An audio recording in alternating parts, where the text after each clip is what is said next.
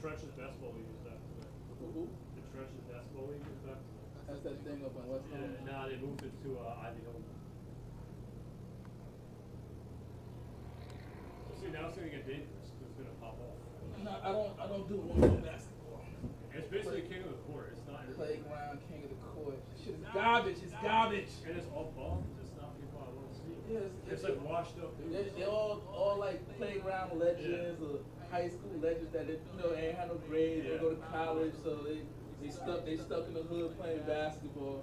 And when you people are putting money on these, like nobody wants to see them bums. Like put the college with but they're all too soft. They don't want to get hurt. Like, smart. Look, if I was in college, I wouldn't want to play with no washed up legends. Yeah, because they are gonna try to hurt. Old street legends. Like Smooth Joe. Who? Smooth Joe is like the big fish there. Look, I don't even Joe know. Nickerson, you know Joe Nickerson? I don't know nobody. Treadwell. Nope. You know Treadwell. No, I don't. You don't know who Treadwell? He played at Compton State. He didn't play at RC. If he didn't play at RC, he's a wrong. Joe Go Crazy. Nope. I don't know none of these people. And Dion plays in it. Who? Dion plays in it. Dion who? Wait, he's not supposed to play. Dion from Central. Oh, But right. DN. DN. DN in person. I always thought you should play football. Yeah, he's too big for basketball. That's why I didn't get a deal with him. I mean, he's a good kid. They're making a best shot too. Huh? They're making a best shot too. Oh God, another best shot. That's what I'm doing. Yeah, this YouTube is gonna keep your heads. What are they gonna follow? They're on the streets. It's like two of them are in the streets. I'm gonna make a best shot too for what? Who wants to see that? I mean, I guess somebody wants to see it. None of them are like. It was so misleading. None of them are actually. The best player left for. Yeah, he left because of the show. Welcome back into Caven Point, Game 2 of our Tuesday afternoon doubleheader. The first game saw Maroon and Silver hold on for a thrilling 6-5 win over Ridge. In our second game, we have the Voorhees Vikings against the Millers from Millburn. Winner moves on to the Elite 8 round of the North Bracket in the Last Dance tournament. They will face the Bergen Crusaders tomorrow after their 10-0 win over Mount Olive earlier this morning. Maroon and Silver will face the winner of Tidal Wave and the Woodridge Devils. Tidal Wave currently holding a 4-0 lead in the third inning of that one. A lot of baseball we'll keep you up to date on as we go throughout the afternoon. But we are ready for Game 2, so sit back and enjoy some high school baseball as we get set for action here from Caven Point.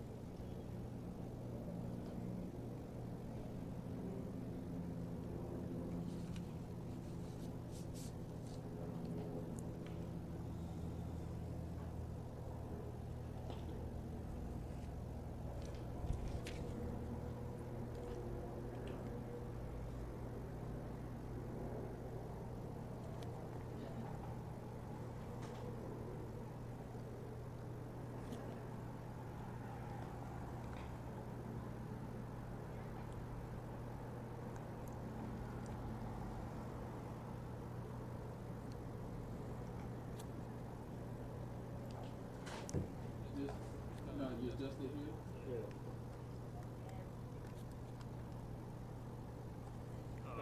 You can zoom up top.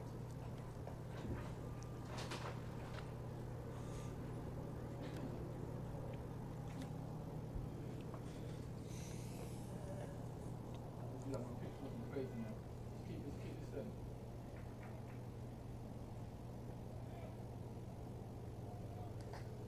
It does have to be recording. Yeah.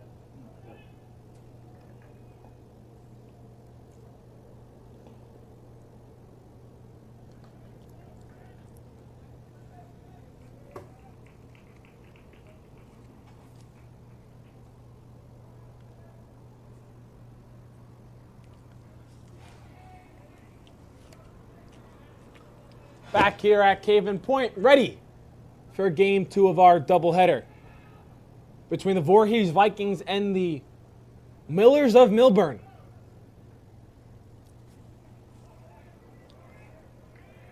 Conover on the mound for the Vikings. Digging in the batter's box is Benjamin Sins for the Millers. Just about ready to go. Let's play ball here at Caven Point. First pitch downstairs for a ball, so the count will be 1-0. Sins playing right field today for the Millers.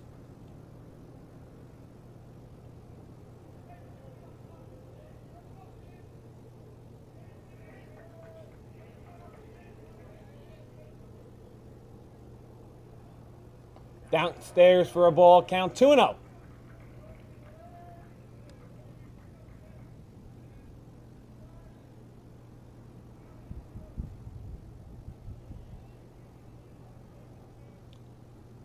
Offering cut on and fouled out behind third base. Count moves to 2-1.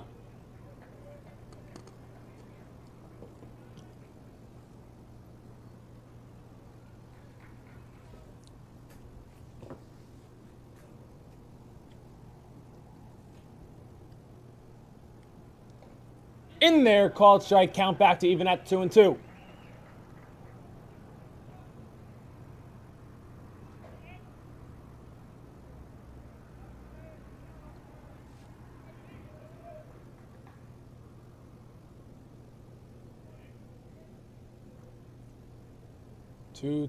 Offering downstairs. So the count runs full. The first batter of the game here, 3-2.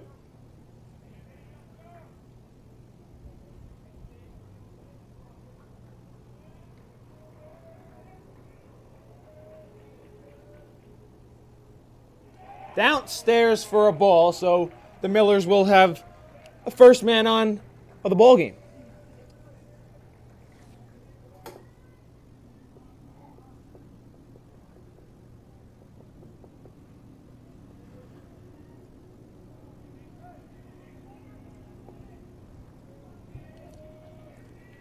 Runner on first, nobody out here for Jacob Delido. He'll be the shortstop this afternoon for the Millers. He squares, drops down a bunt down third, but it's going to roll foul. Beautiful bunt down the third baseline, just foul. Would have been a single for the Millers, but count moves to 0-1.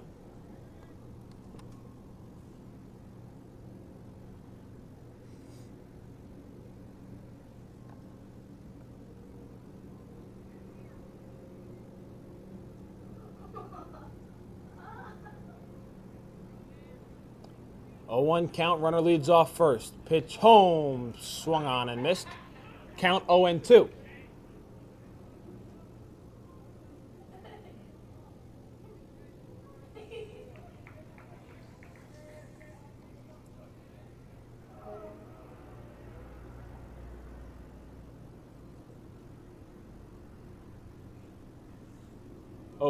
Pitch, breaking ball inside.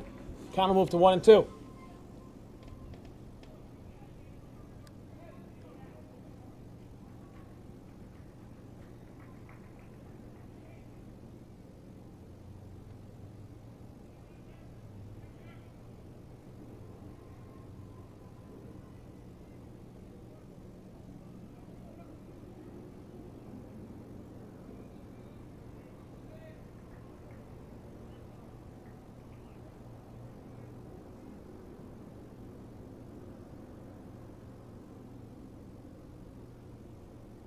One-two home. Look out. Hits the back of the helmet of Delido, so runners on first and second. Nobody out here for the Millers in the first.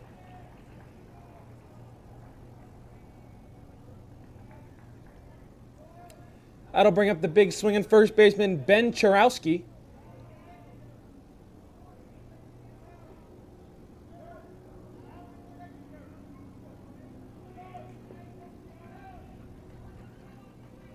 Voorhees in some trouble here in the first. Nobody out, runners on first and second for the Millers.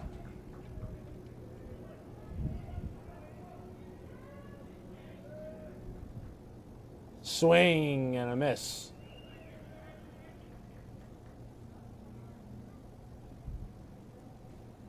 Zarowski was swinging for the fences on that swing, trying to follow suit after the long home run we saw here in the first game on the roof of the field house here at Cavens Point. Hits one back up the middle and through.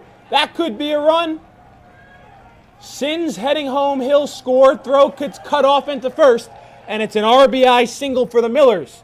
They strike first. They lead 1-0 with runners still at the corners and nobody out.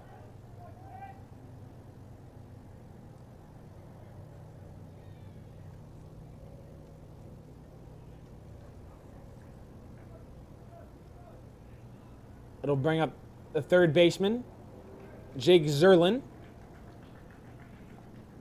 He'll have nobody out, runners on first and third. Voorhees playing double play depth up the middle. In at the corner at third. First pitch cut on and missed. Runner goes down to second on a delayed steal. And Zarowski will be in there easily.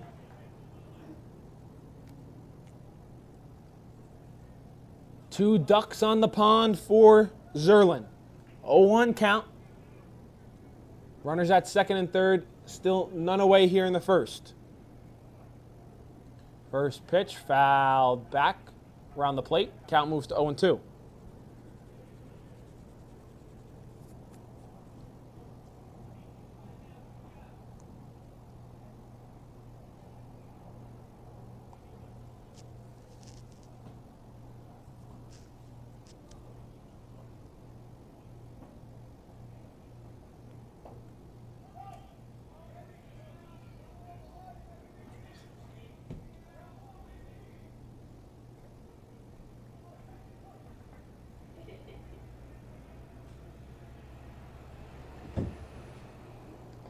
In there, called strike three. So Zerlin goes down for the first out of this first inning.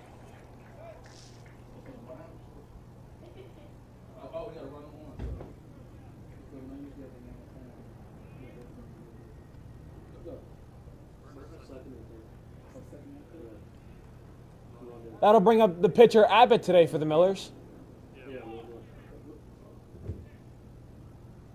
Left-hander cuts and misses.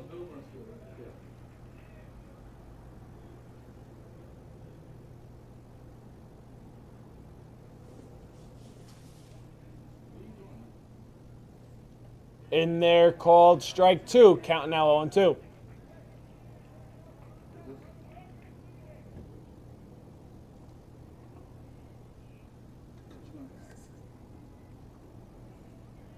I like to keep it in the window thing. 0-2 pitch outside. Count 1-2. Like, you know what I'm saying?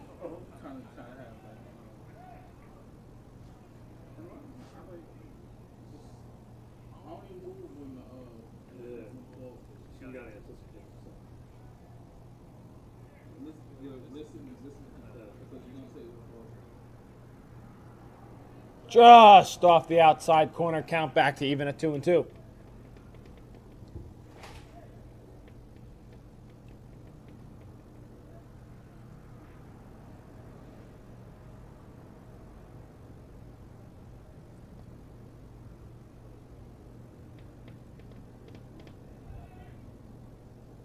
Two pitch runs inside and gets the leg of Abbott.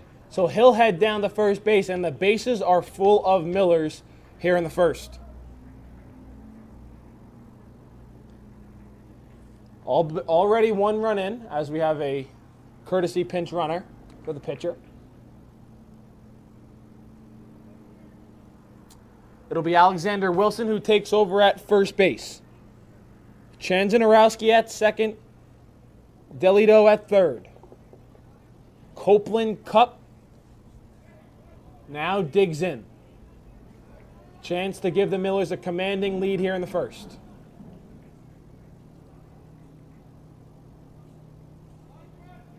Voorhees will play double play depth up the middle, in at the corners. First pitch in there called strike.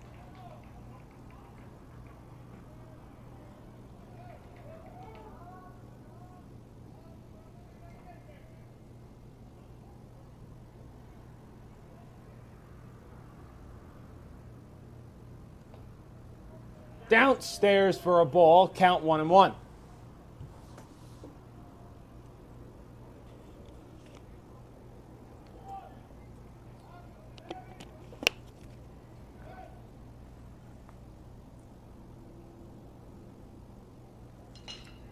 Ball smacked to second base. That could be 2. It is. A diving snag by McComb. They caught Chenegorowski too far off second.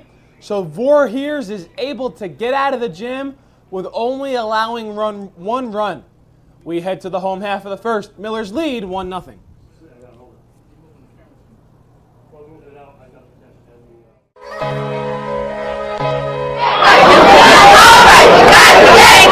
Hey, so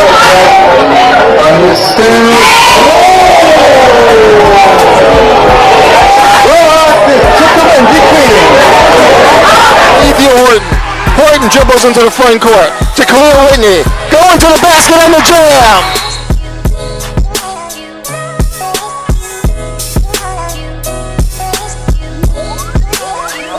With them because they are getting resources from the city. They're arguing and they're arguing with us about the timeliness of those resources.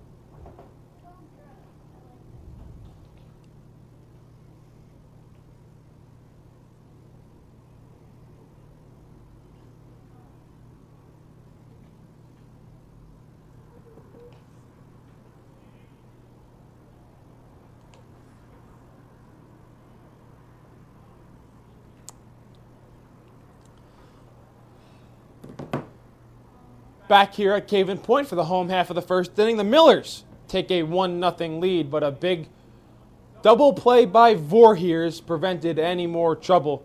Bases loaded, 1 out, and Voorhees is able to turn a double play thanks to the sure-handed second base play of McComb.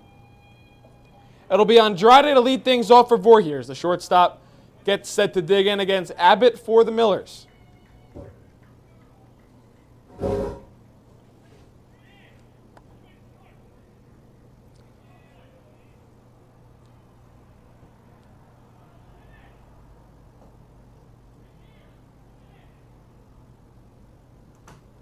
First pitch, upstairs for a ball, count 1-0.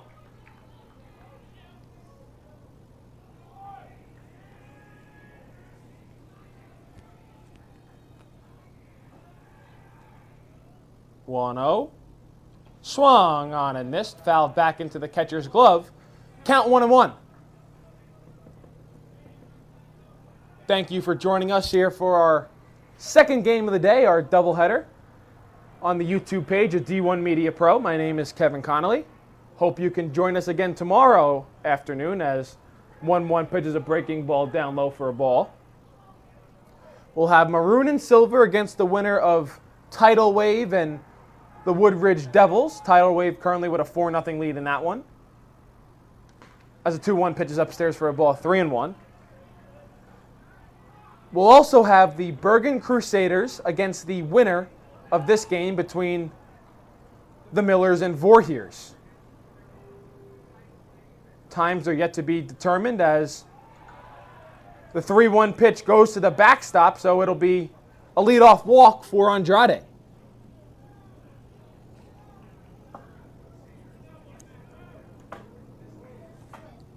Tomorrow's games will be the Elite 8 games in the North region of the Last Dance tournament.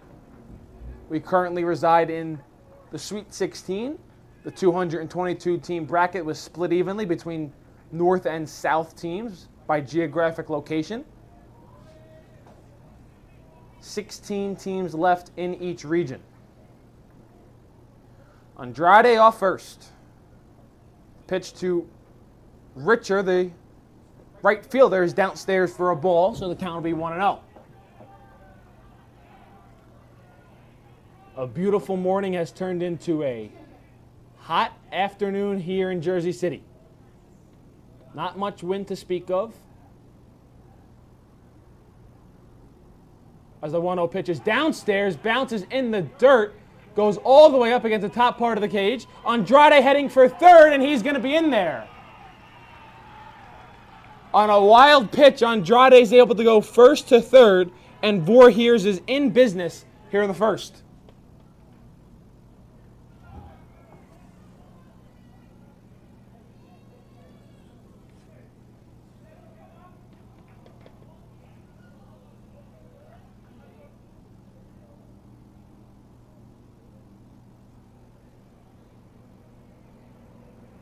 In at the corners, back up the middle for the Millers. Runner on third, nobody out. In there, called strike.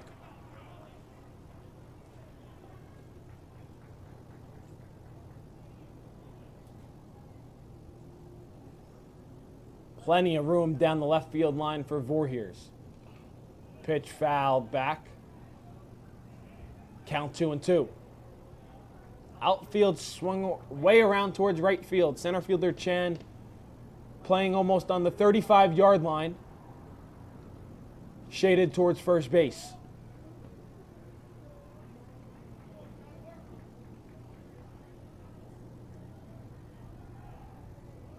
Richter, swing and a miss. Strike three. Richter goes down on strikes for the first out of the home half.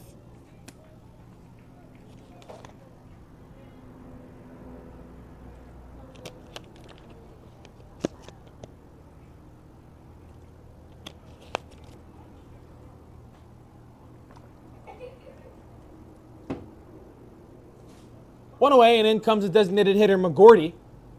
First pitch he sees is in there for a called strike.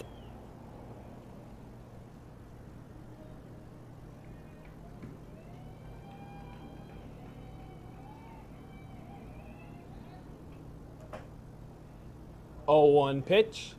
Belted in the air towards left. Culp turning around. It's going to be over his head. Misplayed ball in left. McGordy in there to second base with an RBI double.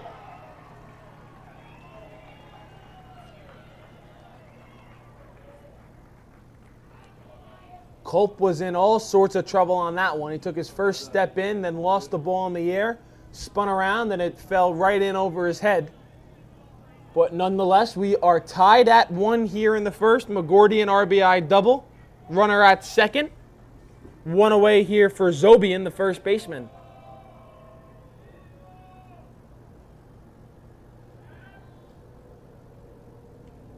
First pitch in there for a called strike.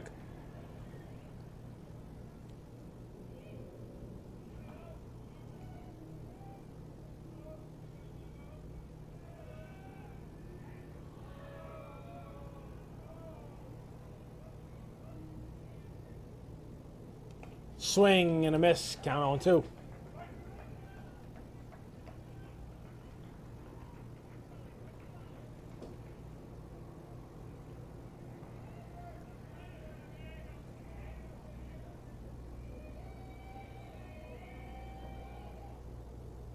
Pitch downstairs for a ball. Good block there by the Millers backstop.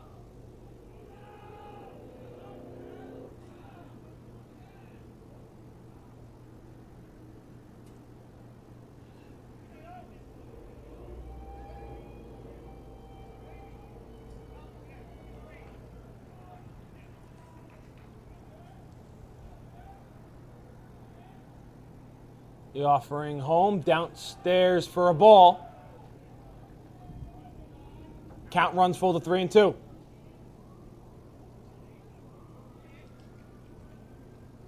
Some early action in the Millers bullpen.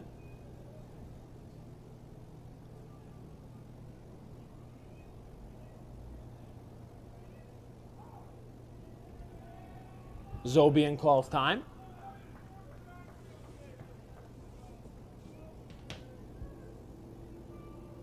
We've had some rather lengthy first innings today here at Caven Point. First inning between Maroon and Silver and Ridge was just under an hour. This one working its way up to a half an hour. Some high intensity and high quality baseball here on a Tuesday afternoon at Cave Point. Pitch upstairs. Count runs full to 3-2.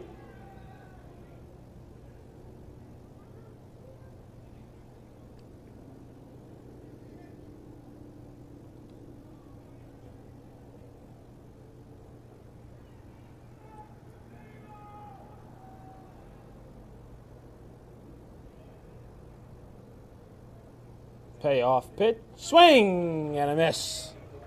2 away here in the first. That'll bring up the third baseman, Moore.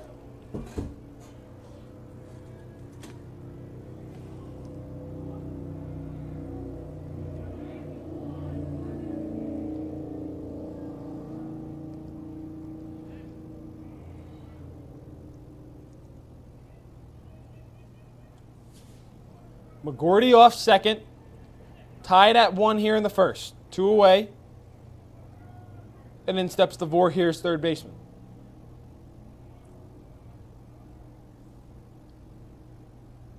First pitch he sees is upstairs for a ball. Count 1-0.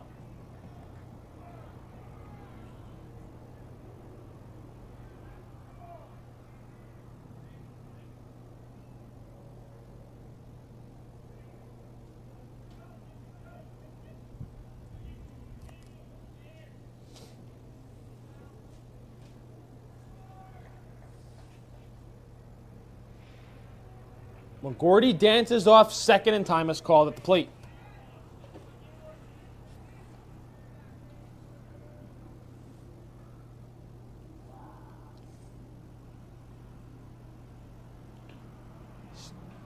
Swing and a miss. Count even at 1-1.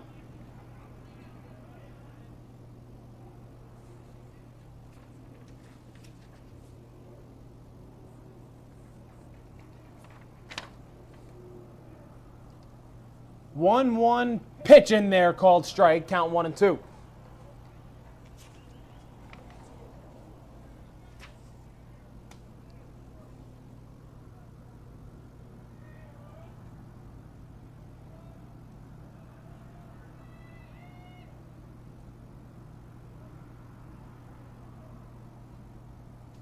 Offering home. Check swing. Did he go?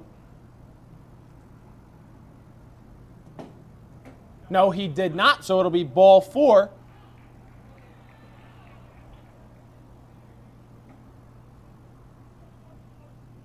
And there'll be runners at first and second here with 2 away in the first.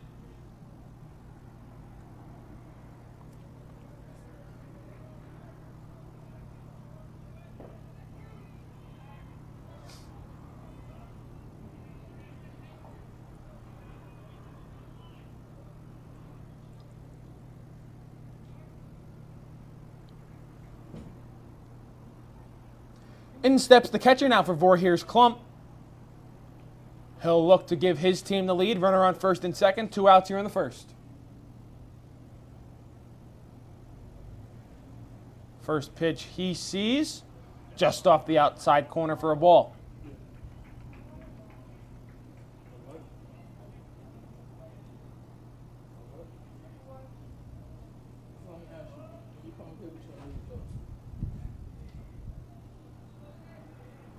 Runners on first and second, 1-0 pitch. And they're called strike, count even at 1-1.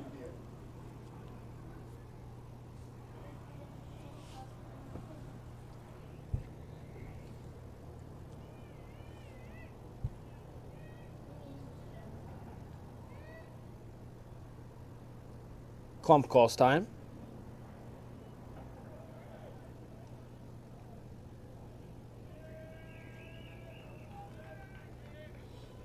Set for the 1-1. Left-hander deals inside. Count 2-1.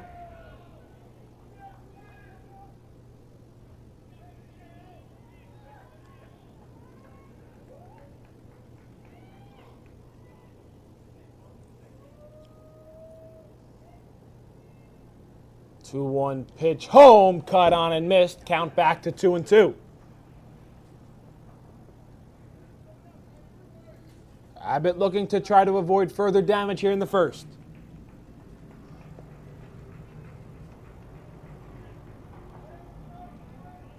We already have 1 in and 2 on for Voorhees.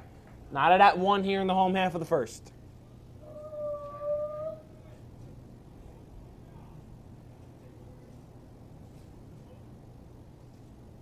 Pitch is caught on and missed, strike 3. So Abbott strikes out the side, but Voorhees is still able to get 1 home in the first. We head to the second, knotted at 1.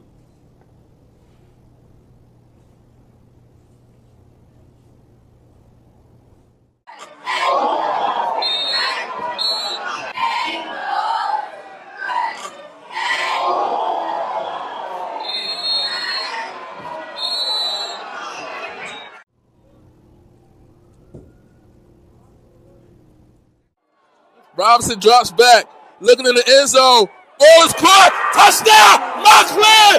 Touchdown, Montclair! Upset alert! The upset alert! The upset alert! Yes! Now the St. John's College fans are getting rowdy as Littleton takes it up the left side, goes up the middle. He is fast for the big fridge, shoves off number 19, David Watson, and the fridge takes it all the way to the touchdown end zone. Can you believe it? I can't. The big fridge, a D1 prospect, no doubt. And that'll give the first lead of the game for the St. John's Cadets. And the sideline for the Cadets is pumping. I cannot believe what I just saw. Took it up the middle, cut it up the left side. And a very special talent, Littleton is. Absolutely shoved David Watson off at midfield and just took it to the end zone. And now Kyle McCord is going to be faced with even more pressure, as if the Hawks want to win this ball game and not go 0-2, they're going to have to reclaim this lead fast.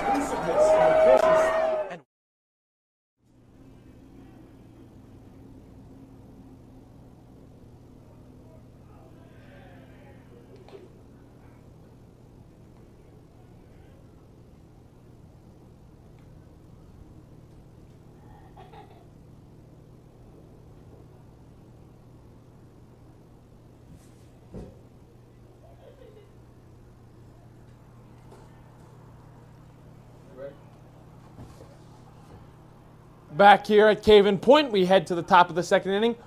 1-1 tie between the Millers of Millburn and the Voorhees Vikings. 7, 8, and 9 due up in the Miller order. That'll be Zachary Dorfschneider to get things started, the designated hitter.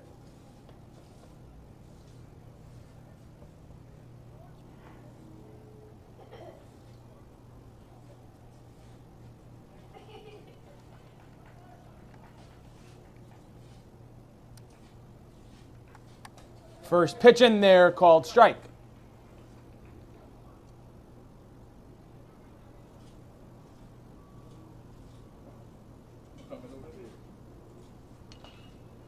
Pitch flared towards second base. Right there is McComb for the first out of the inning.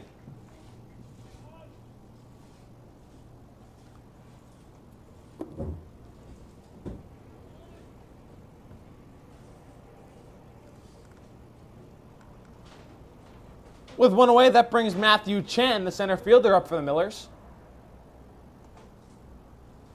First pitch he sees is inside, but he cuts on it and fouls it back behind the screen, so the count will be 0-1.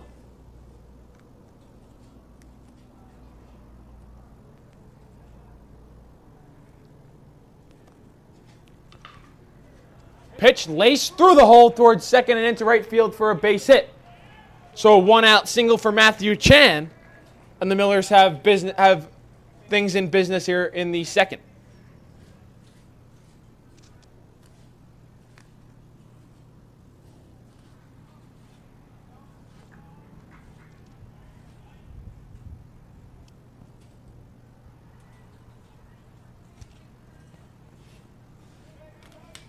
With 1 on, in steps the catcher Shea Abbott.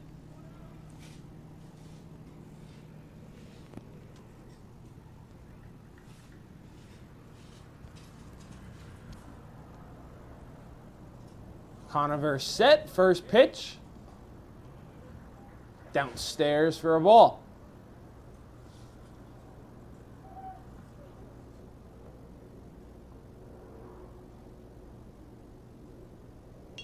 Grounded right back up the middle and through for a base hit.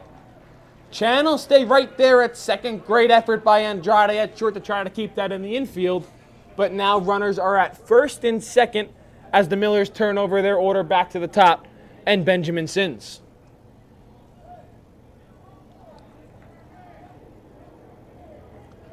Sins walked and came around to score back in the first.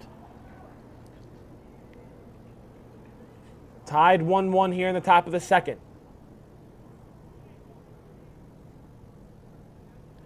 Winner of the Millers and Voorhees will face the Bergen Crusaders tomorrow afternoon. First pitch outside for a ball, count 1-0.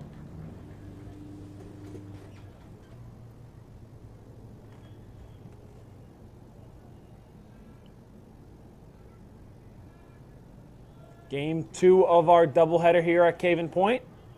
Big lead off second for Chan.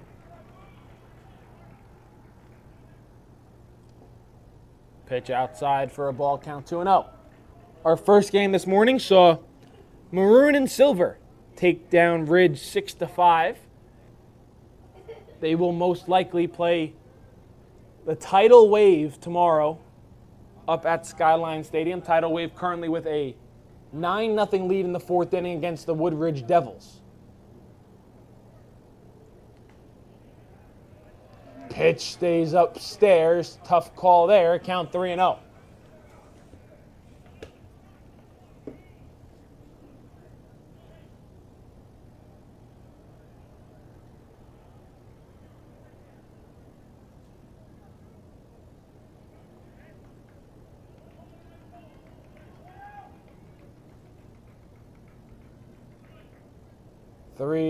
Pitch downstairs for a ball, so the bases are loaded with Millers and Jacob Delito coming up to bat. Delito was hit by a pitch and his only plate appearance back in the first.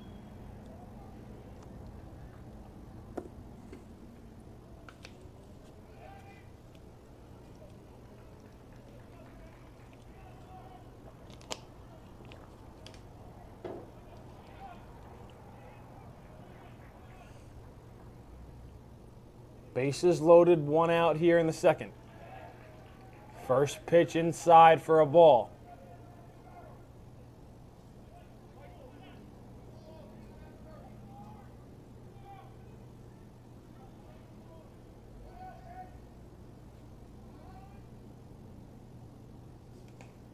In there, called strike, count 1-1.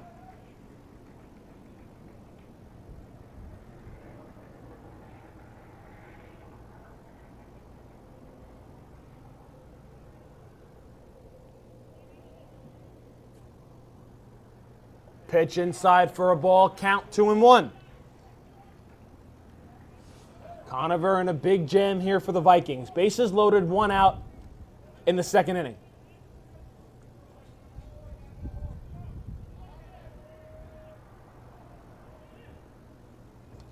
In there, called strike, count 2-2.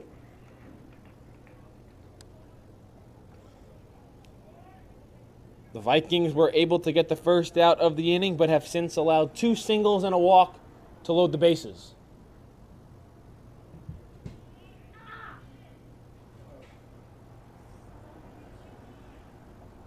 Breaking ball. Just misses the outside.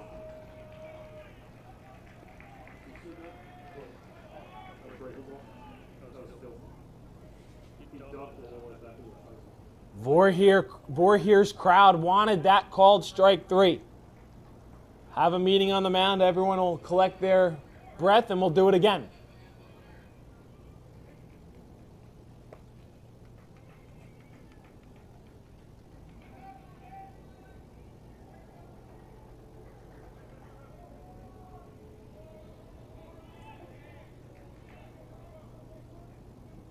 Pitch cut on and missed, strike 3.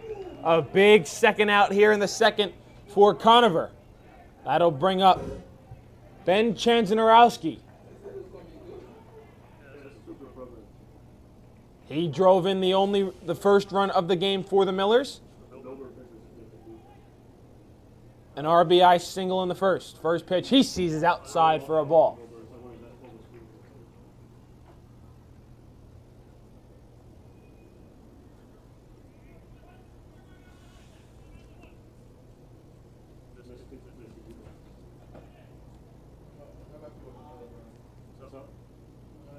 One 0 pitch, and they're called strike. Count evens at 1-1.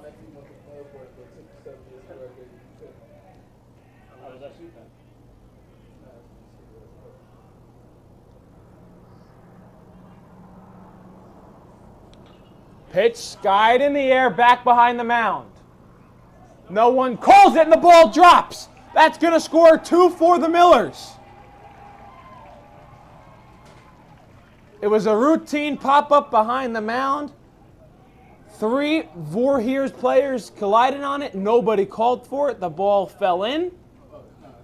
And it's now 3-1 Millers with runners at first and second.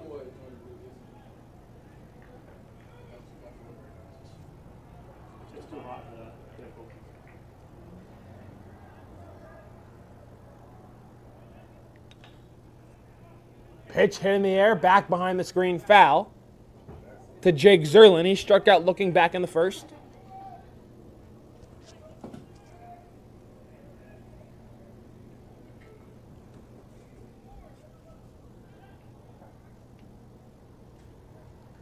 There goes the runners off. Throw down to third. Not in time. Good backhanded stop there by Moore to preventing that ball from going into left field and potentially scoring 2 more.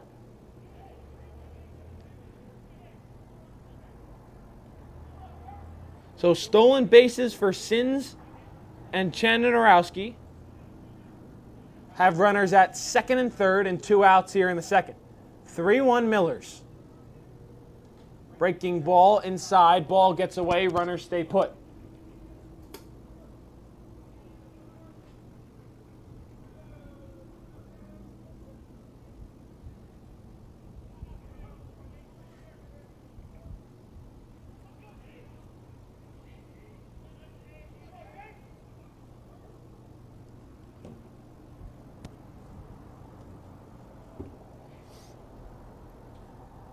Swing and a miss, ball in the dirt. Throw down to first is in time, so that'll do it for the top of the second inning, but not before the Millers are able to add 2 more. We head to the bottom of the second. Millers lead 3-1.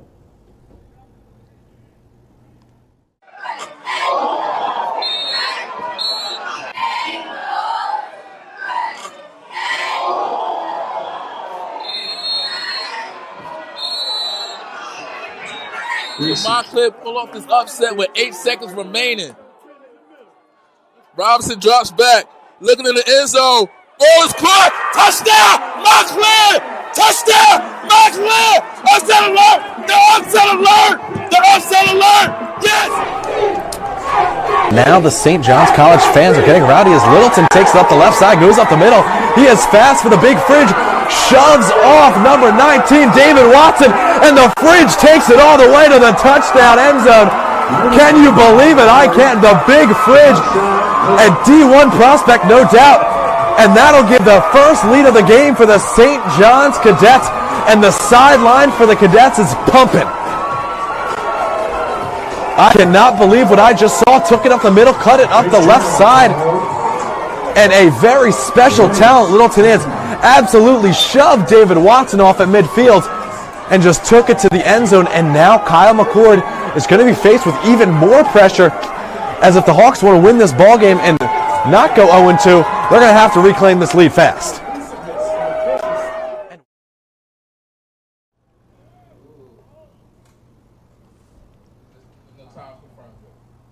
Huh?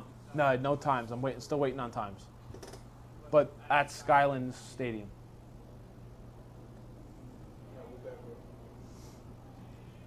Back here at Caven Point, Millers lead Voorhees 3-1. We head to the bottom half of the second inning. 1 game tomorrow already confirmed. It'll be maroon and silver against Tidal Wave at Skylands Stadium. The winner of this game between the Millers and Voorhees will get a shot at the Bergen Crusaders.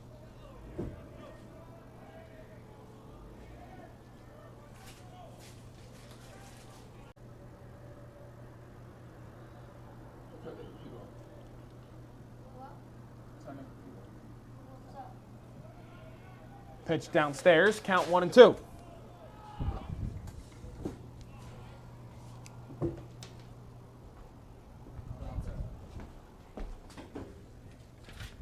One, two, pitch, swung on and missed for strike 3 here to start this home half of the second.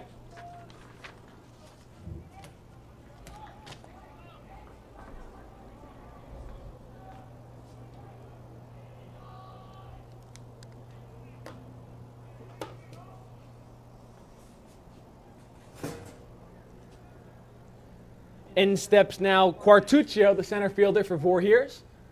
Outfield really swung around towards right field for the Millers. First pitch, upstairs for a ball, count 1-0.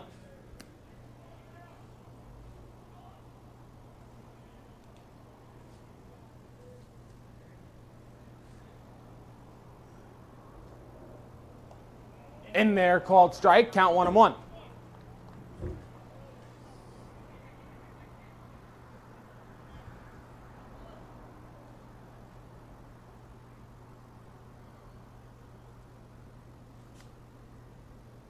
Breaking ball downstairs, count 2-1.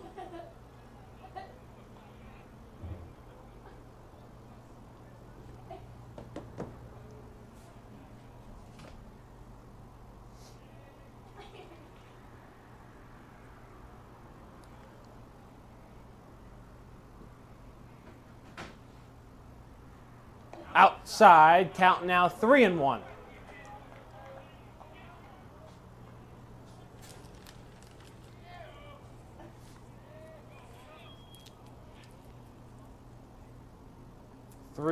Offering, big swing and a miss.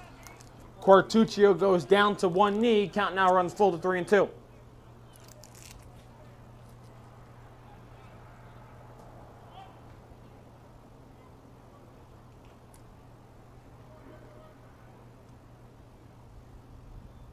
Pitch in the dirt. Ball 4. Quartuccio will take first base. And that'll bring up the number 9 hitter in the Voorhees lineup, Cernas, the left fielder.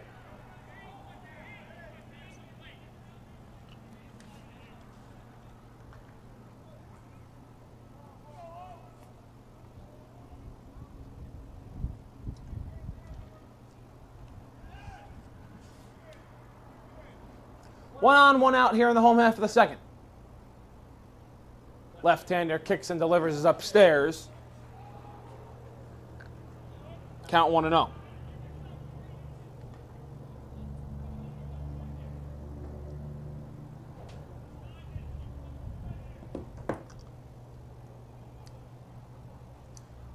Offering, swing and a miss. Count even at 1-1.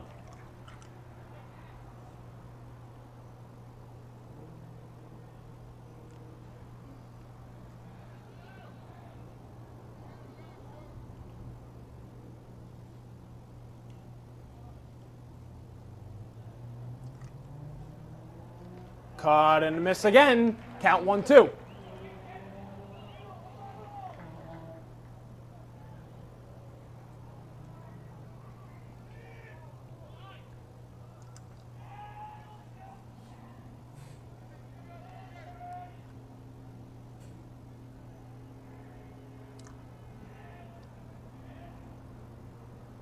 The 1-2 home, fouled back behind the screen as the runner was taking off for second.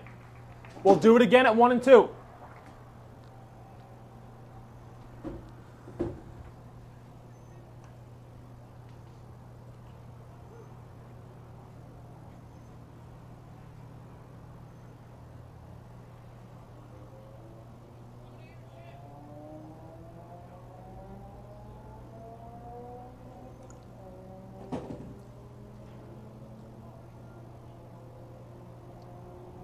Quartuccio stays put at first, swing and a miss, strike 3 for the second out of the second inning.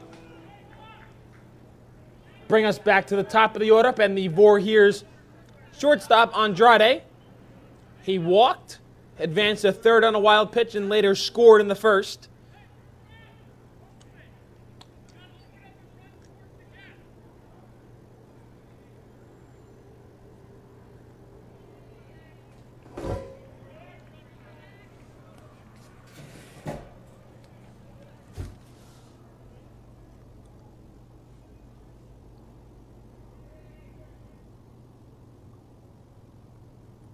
First pitch is outside for a ball. Count 1-0.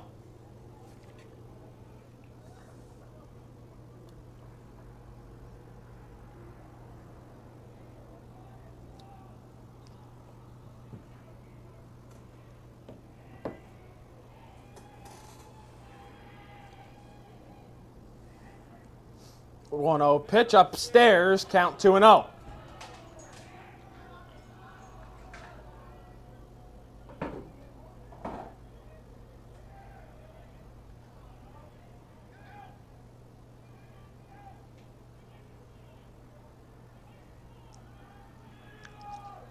Two 0 to the Voorhees shortstop. Runner off first, 2 away here in the second. Breaking ball stays upstairs. Count moves to 3-0.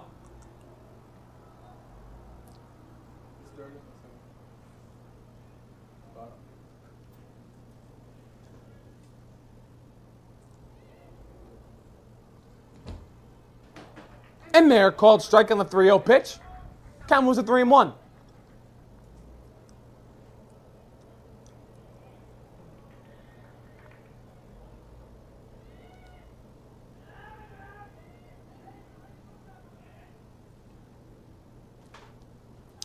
Upstairs to the backstop. Quarantuccio racing around second.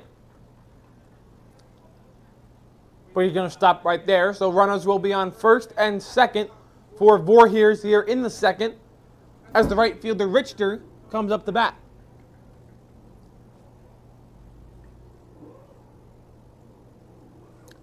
Richter struck out swinging back in the first. As we'll have a meeting on the mound here with the Millers.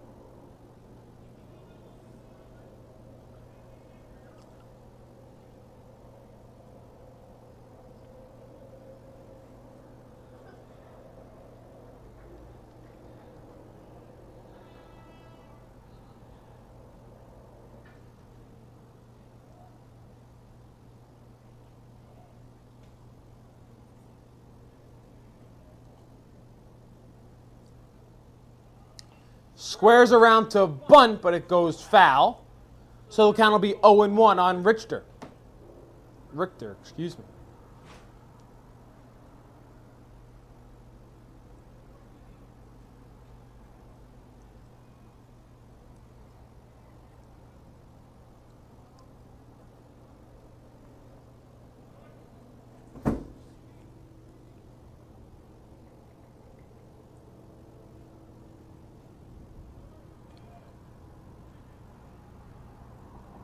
In at the corner at third.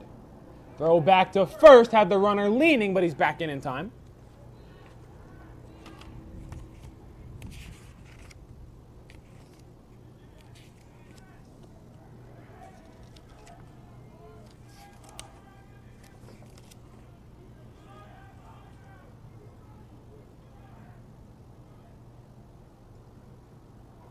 Squares the bunt again, but it goes foul. Now the count 0-2.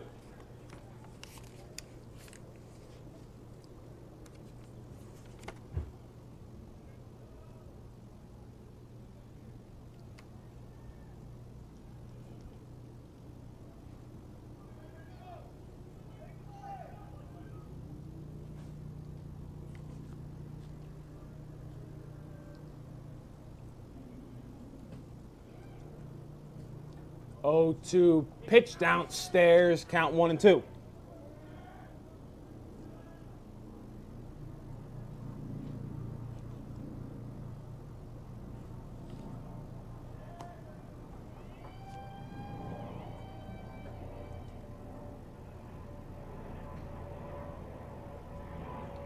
upstairs. Count now runs even to 2-2. Runner at first, runner at second, 2 outs here in the second. Millers with a 3-1 lead over Voorhees.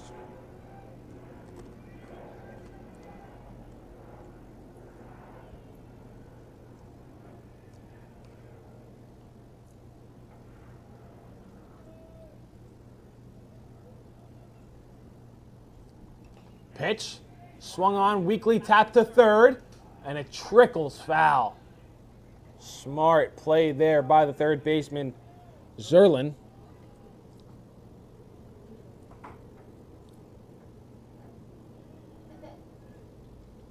Would have been a base hit for Voorhees, and the bases would have been loaded for their big swinging DH McGordy, but we'll run it back at 2-2. Runners on first and second, 2 outs here in the second.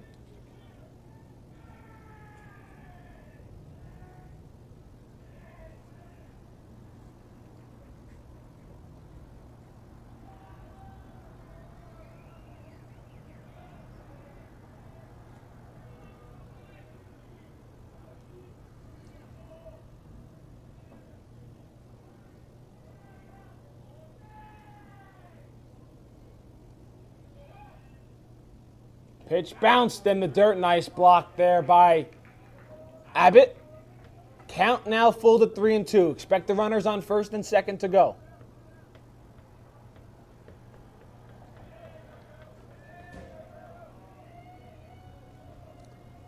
McGordy lurking on deck. Full count on Richter.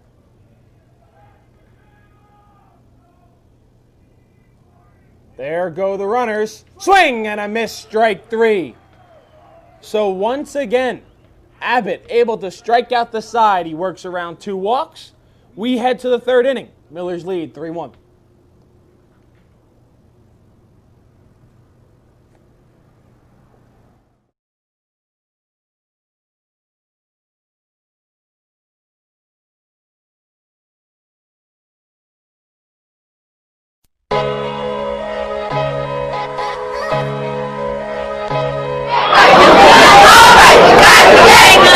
He's up on the stew.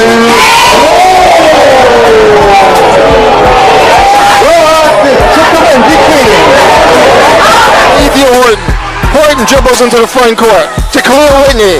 Going to the basket on the jam.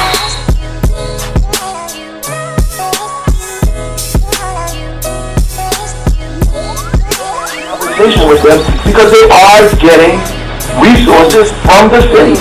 They are getting resources, and they're arguing with us about the timeliness of those resources.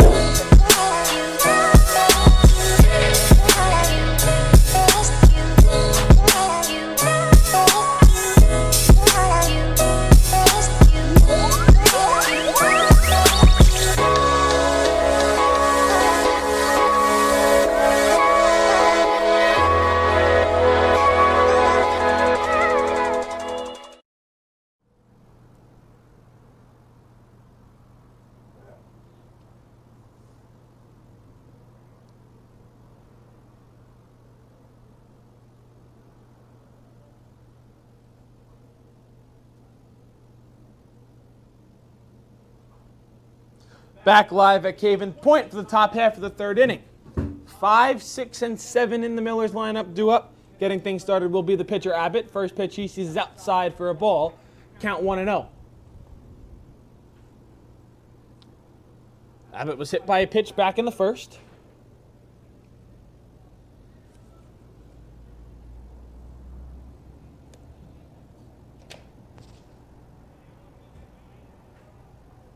Ball, count 2-0.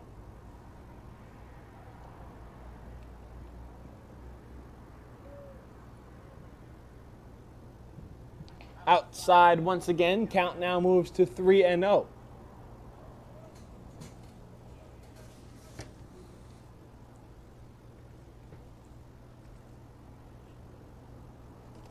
.30 pitch hits the outside corner, so the count will be 3-1.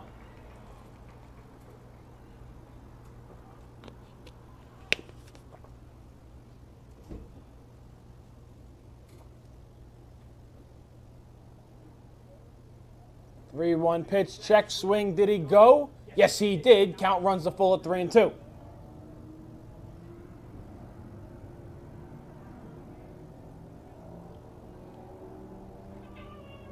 Payoff pitch. Outside ball 4. Leadoff man on for the Millers here in the third.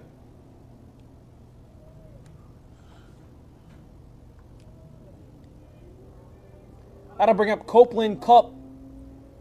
He hit into a tough luck double play back to end the threat in the first. Had a line drive to the second baseman, who then flipped to the shortstop as they had Chanarowski caught off second. It was good contact, though, by Culp. He'll try to do so again here in the third. Runner on first, nobody out. Millers lead 3-1. First pitch inside for a ball. Count 1-0.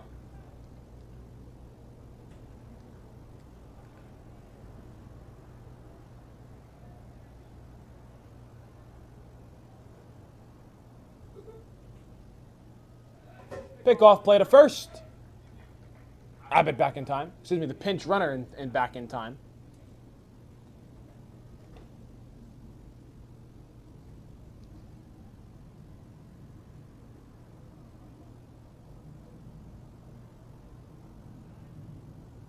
Pinch runner of Echeverria. Pickoff again, back in time is Echeverria. Steven Echeverria on as a courtesy pinch runner for the pitcher Abbott. Standard high school baseball rules. Squares around. Echeverria takes off. He's in there without a throw. It's a called strike on Culp, but he has a runner in scoring position and nobody out here in the third.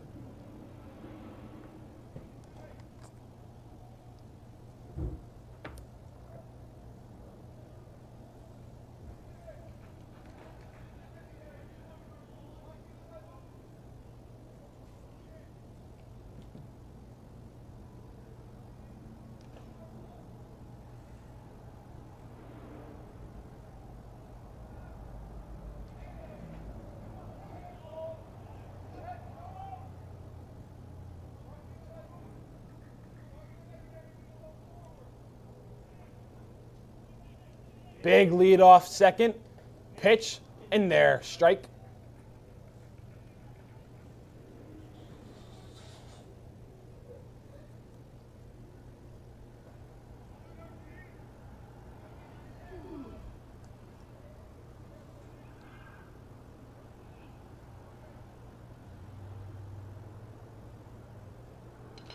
Pitch swung on, through for a base hit. They're going to send Echeverria. He's on his way home. He will be in there. Throw gets cut off. Pump fake back to first. But that's an RBI single for Copeland Cup. It's now 4-1 Millers.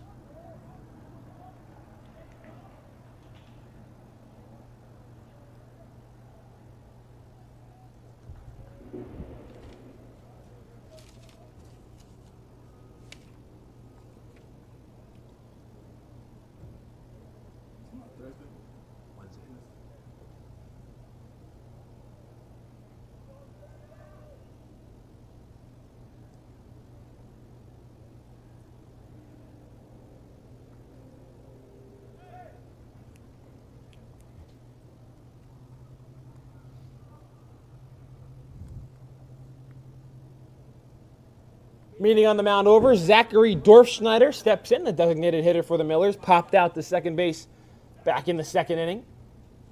He swings and misses. Count 0-1. 4-1 Millers here in the top of the third. Runner on first, still nobody out. In there, called strike, count 0-2.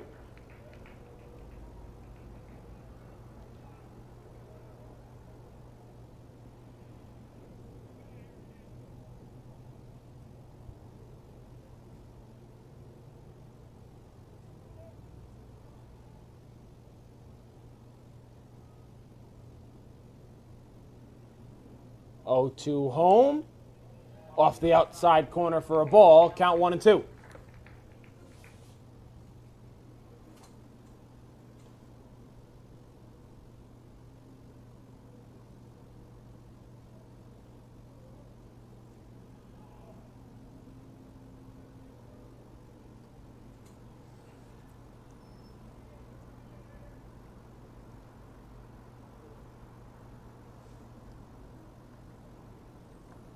Conover steps off.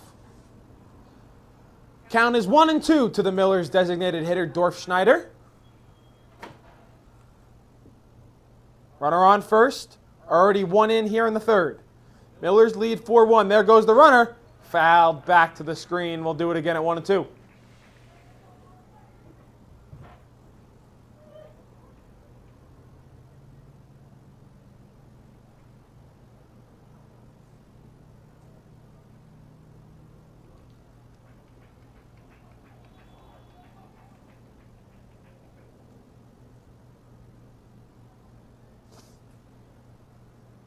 Pickoff play to first. Colt back in time.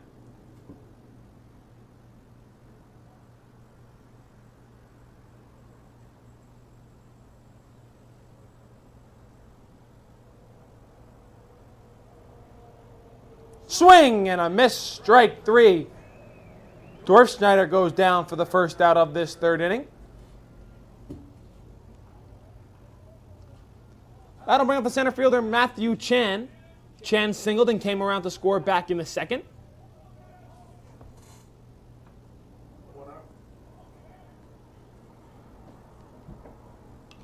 Pitch hit back up the middle. This could be 2. No, it gets through under the glove of Andrade.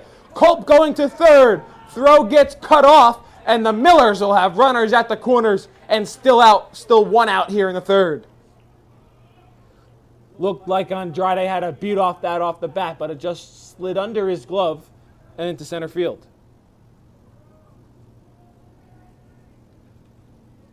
Two for 2 day for Chan. He's at first. Culp at third. Shy Abbott, the catcher, now at bat, as there'll be a meeting on the mound for Voorhees. Abbott singled in the second and then later also came around to score. He's got a chance to add to the Millers' 4-1 lead here in the third.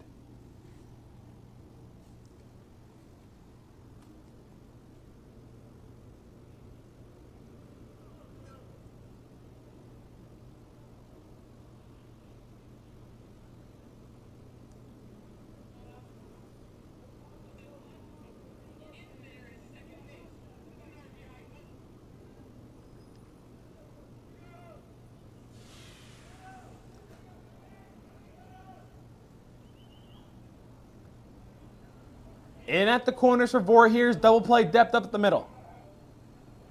Abbott squares, runner goes from second, no throw. So it'll be a stolen base for Matthew Chan and runners at second and third for Shy Abbott.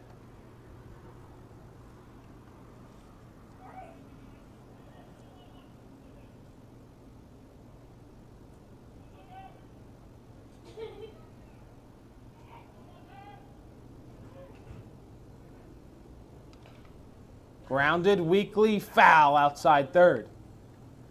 Voorhees going to play their infield back with runners at second and third and just one out, down 4-1 here in the third.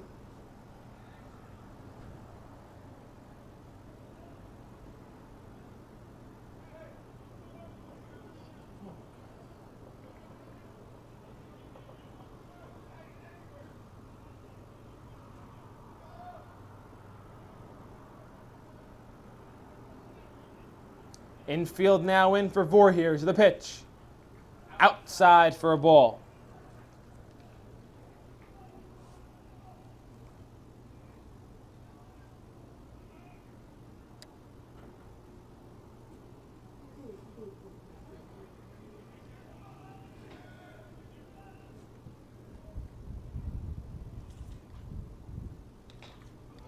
Pitch hit.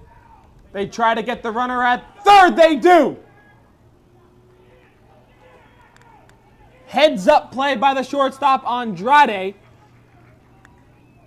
He fielded the ball and he was able to tag out Chan on his way to third. A run still scores for the Millers as Abbott reaches on a fielder's choice.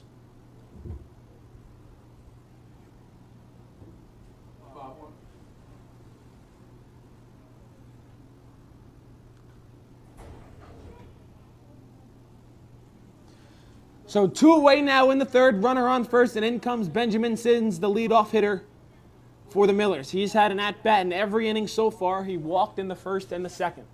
There goes runner off second. Throw down. Not in time. It's a stolen base for Shy Abbott. And another runner in scoring position for the Millers.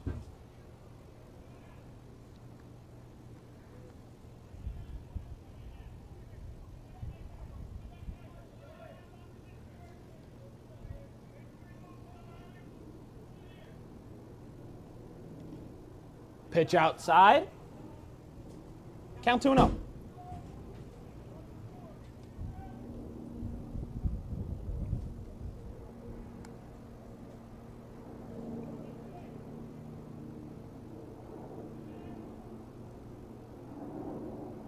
Pitch upstairs. Count 2-1.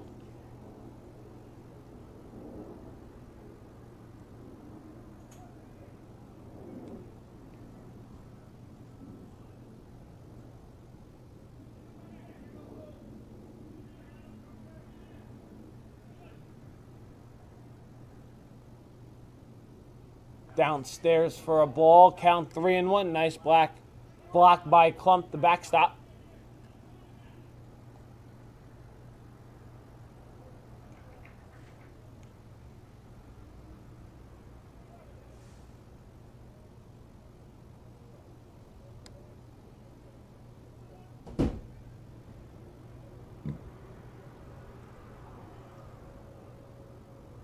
Three-one pitch, big swing and a miss. Count runs full to 3-2.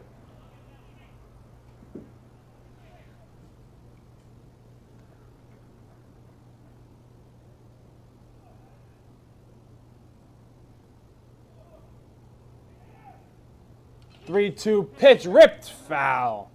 Down the third base line, we'll do it again.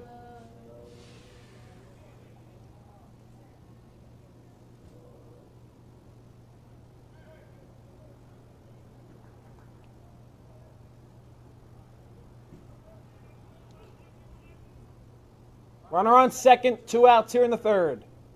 Full count to the Millers leadoff hitter. Conover steps off.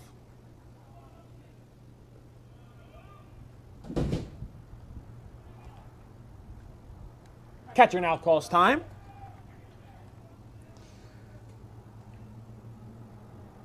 Everyone tries to get on the same page, ready to start again. 3-2 pitch. In there, called strike 3 to end the top half. Voorhees coming to bat. They now trail 5-1. We head to the home half of the third. We'll be right back right after this.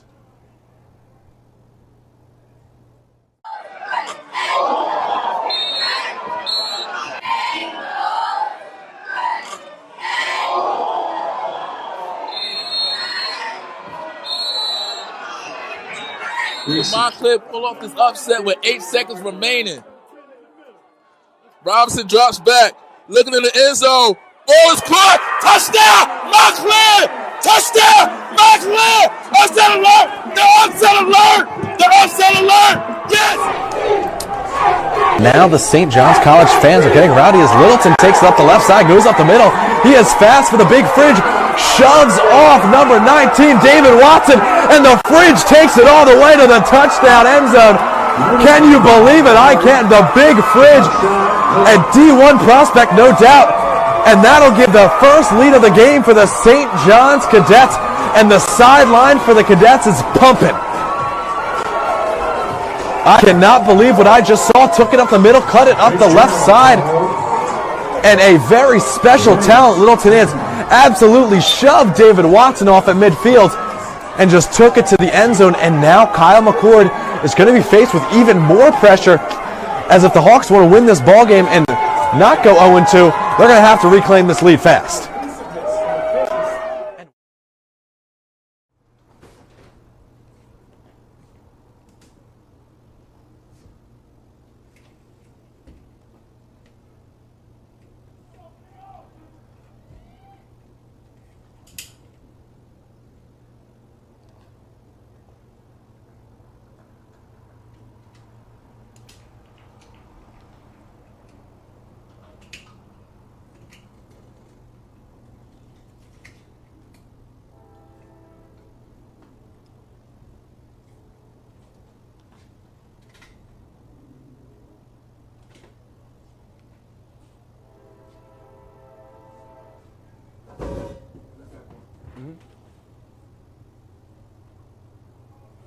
Back here for the bottom of the third, the Voorhees Vikings trying to climb back into this one.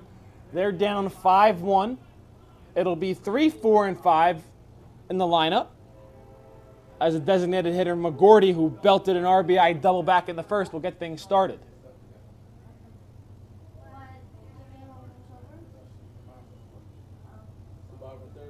Yeah.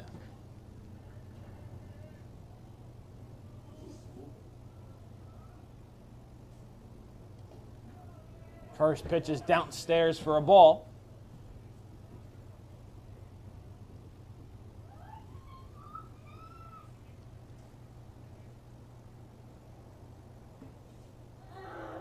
Pitch upstairs, count 2-0.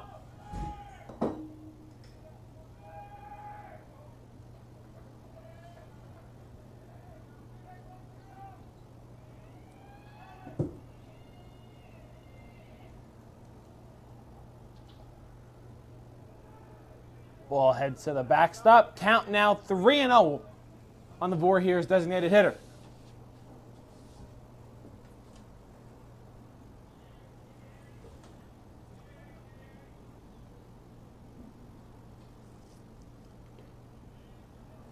Pitch upstairs, so it's a 4-pitch walk to start the inning for Voorhees.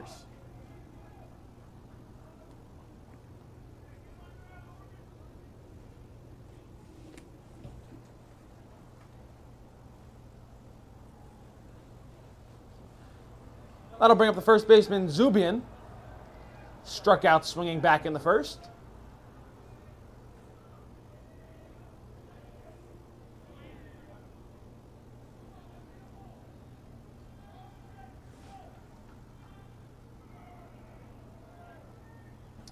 McGordy leads off first. Abbott set. First pitch home. Downstairs for a ball. Gets by the catcher Abbott. Throw down to second. Not in time. McGordy reaches second on the pass ball. Runner in scoring position for Voorhees. Nobody out in the third. 1-0 count to Zubian.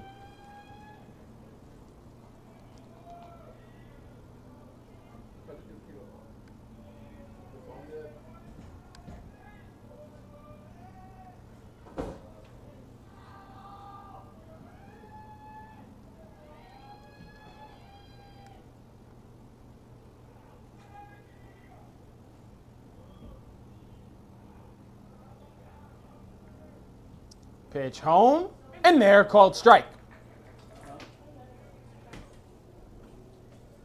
It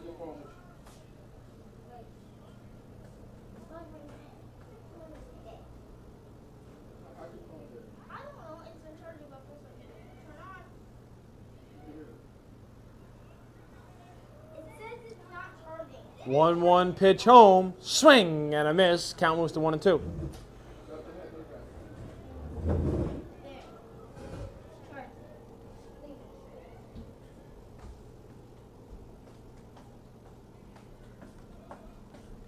One-two count, runner on second, nobody out here in the bottom of the third. Miller's with a 5-1 lead. Pitch downstairs, count even 2-2.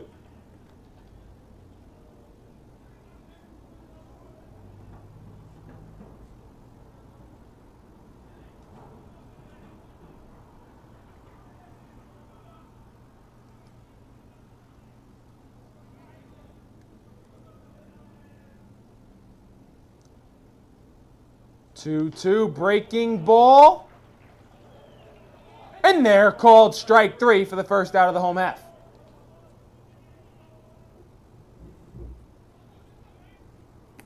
In steps the third baseman Moore. Moore walked back in the first.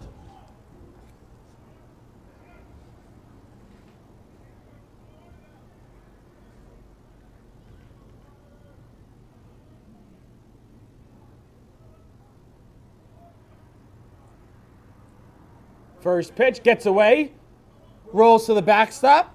McGordy on his way to third, makes a big turn there. He'll put on the brakes, and there's a runner at third and one out here for Voorhees.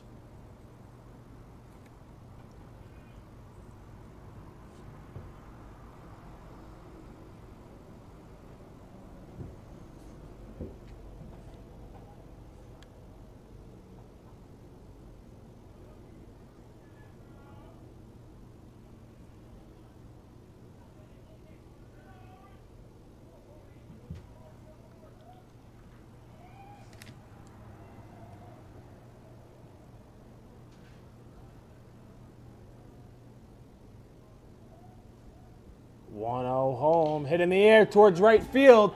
That could get down. It will. Cut off by Sins. On his way to second is Moore. He puts on the brakes right there after making a big turn. It's now 5-2 Millers.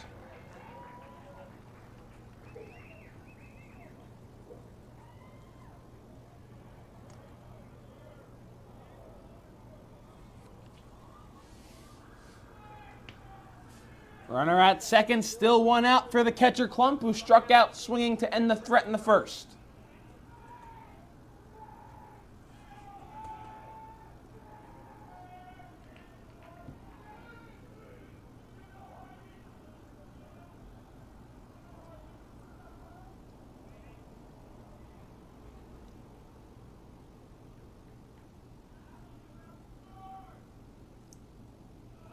Breaking ball in the dirt. Stays right around home. So Moore stays put at second.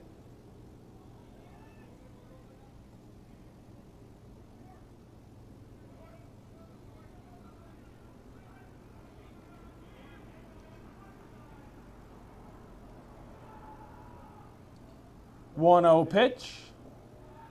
Downstairs for a ball. Count 2-0.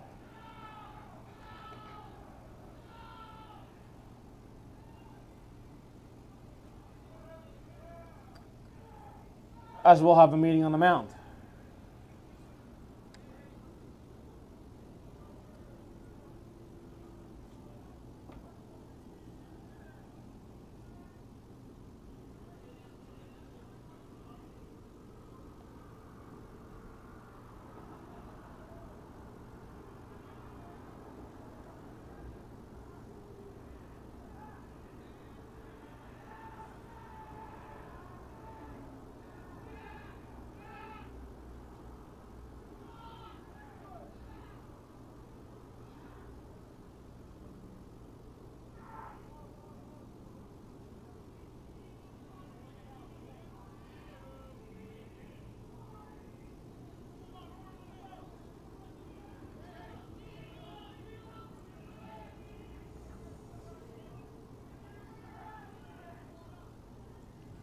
Ready to resume play once again. Count 2-0 on the batter. Runner off second, one out here in the third. Millers lead 5-2. Pitch in the dirt, gets to the backstop. Runner heads down to third. Big turn around third, but it'll stay put right there.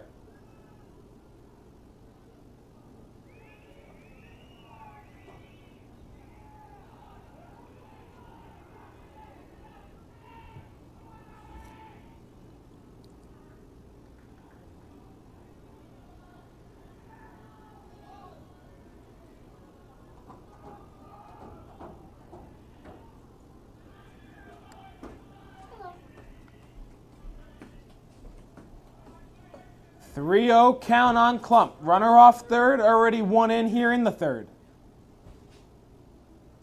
In there, called strike, count 3-1.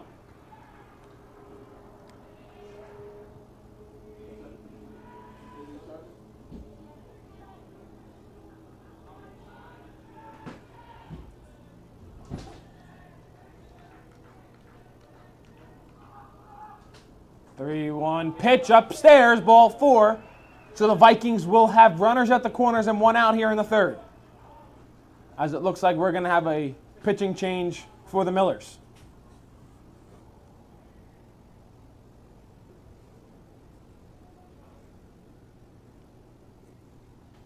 Pitching change for the Millers. We'll be right back right after this.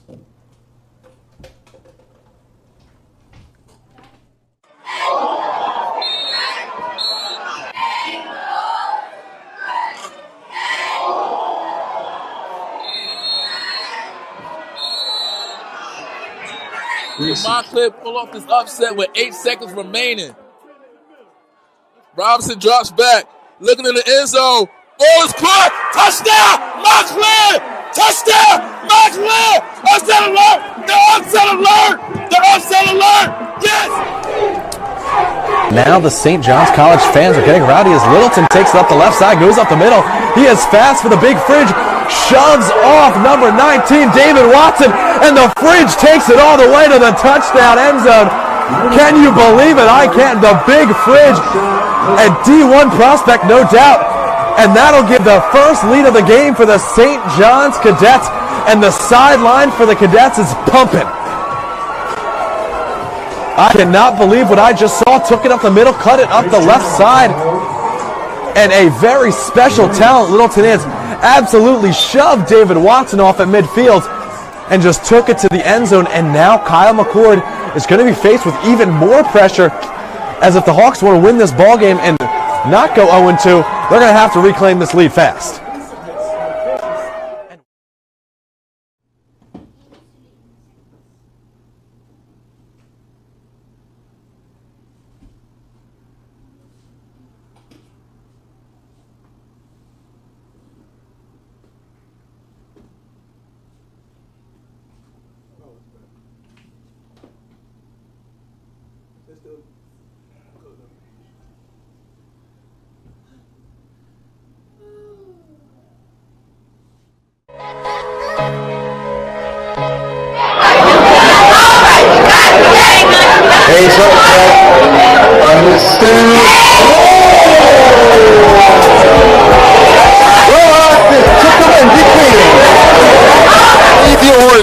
Horton dribbles into the front court to Khalil Whitney. Going to the basket on the jam.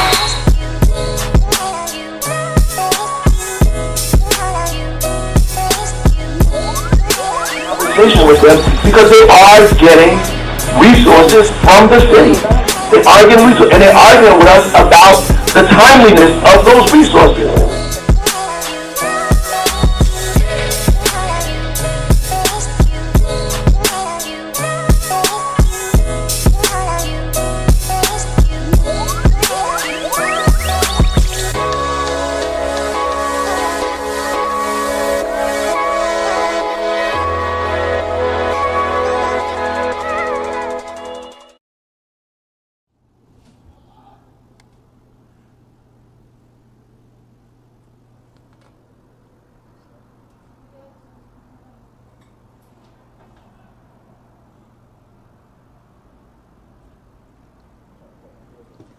Back here at Caven Point after the pitching change, it is Ben Chanzarowski into pitch. The right-hander goes from first base to the mound.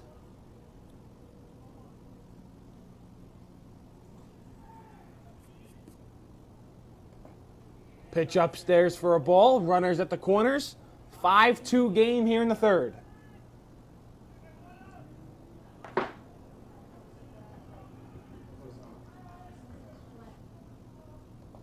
In there, called strike.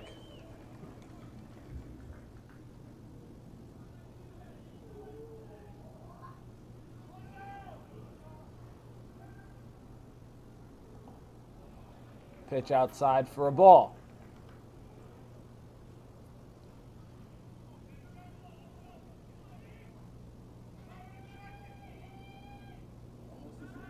Chanzarowski set, and the pitch in there, called strike.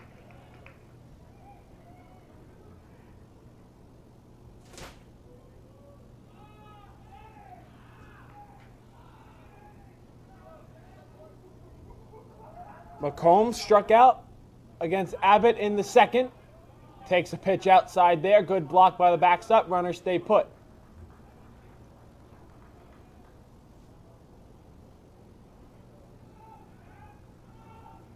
Counts full on the hitter.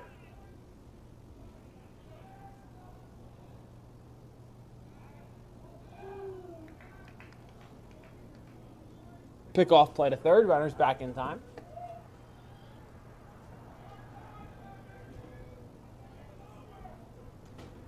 3-2 pitch fouled off. Out of play. Good piece of hitting there by McComb to get a piece of that one. We'll do it again at 3-2. One out here in the third. Runners at first and third. Millers lead 5-2.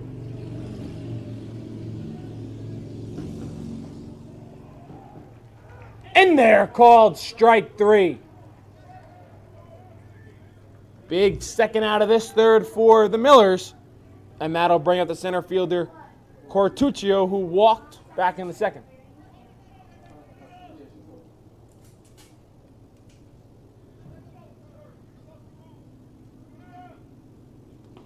First pitch in there, called strike one.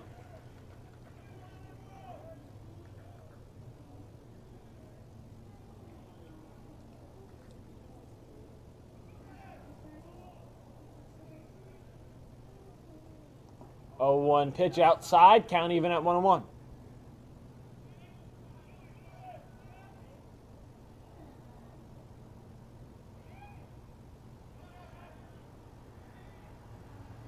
Swing and a miss on a breaking ball in the dirt. Count now 1-2.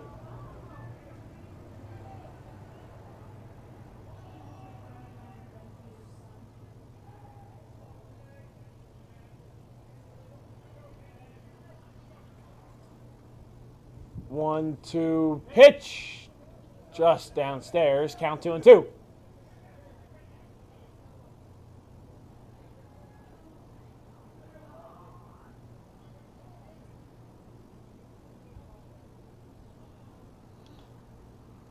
Pitch fouled back to the screen. We'll do it again at 2-2.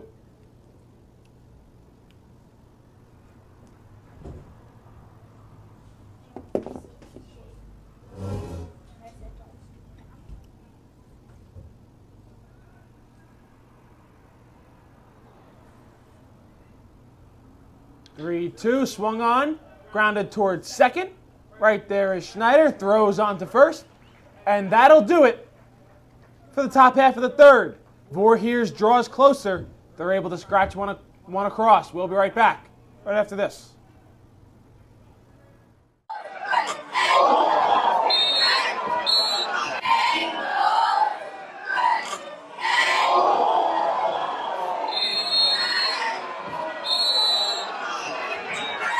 Montclair pull off this upset with 8 seconds remaining. Robinson drops back, looking in the end zone. Ball is caught. Touchdown, Montclair! Touchdown, Montclair! Upset alert! The upset alert! The upset alert! Yes! Now the St. John's College fans are getting rowdy as Littleton takes it up the left side, goes up the middle. He is fast for the big fridge, shoves off number 19, David Watson, and the fridge takes it all the way to the touchdown end zone. Can you believe it? I can't. The big fridge, a D1 prospect, no doubt. And that'll give the first lead of the game for the St. John's Cadets, and the sideline for the Cadets is pumping. I cannot believe what I just saw. Took it up the middle, cut it up the left side. And a very special talent, Littleton is, absolutely shoved David Watson off at midfield and just took it to the end zone. And now Kyle McCord is going to be faced with even more pressure, as if the Hawks want to win this ball game and not go 0-2, they're going to have to reclaim this lead fast.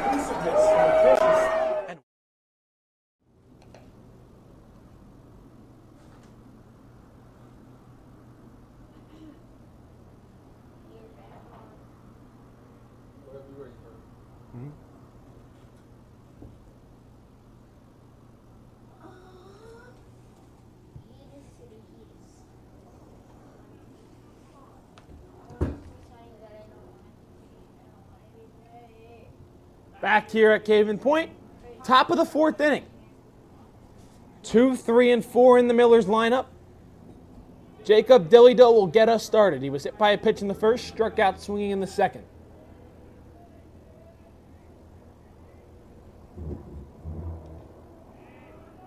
Pitch outside, count 1-0.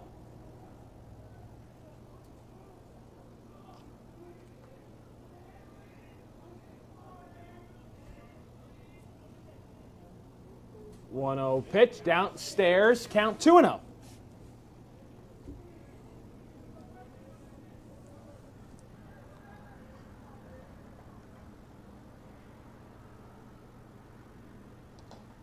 And there, called strike, count 2-1.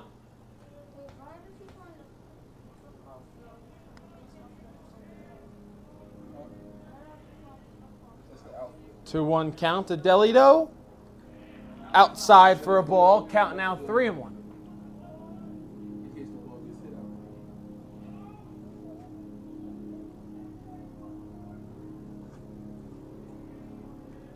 Three-one pitch hit in the air towards right field. Coming in on it is Richter. He can't make the play. On his way to second is Deli Doe. He'll stop there. Great hustle by the Millers shortstop. Coming out of the box, running hard. As Voorhees was not able to make the play. And there's a runner on second to start the fourth.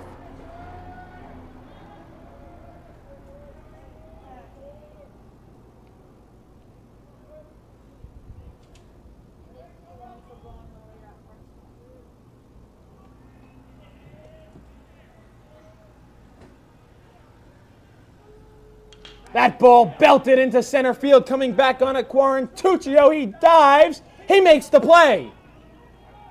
He dropped the ball. Umpire says it was on the transfer, but a great play by the Voorhees center fielder, and it keeps Deli Doe planted at second base.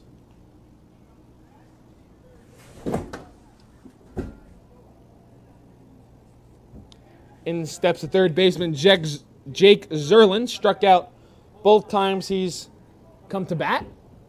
Looking in the first, swinging in the second.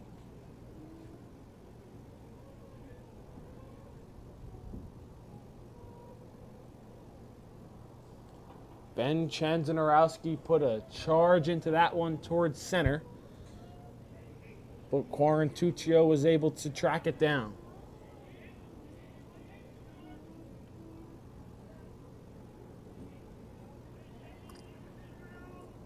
Runner on second, one out here in the fourth. Millers lead 5-2. Pitch fouled back behind the screen, count 0-1.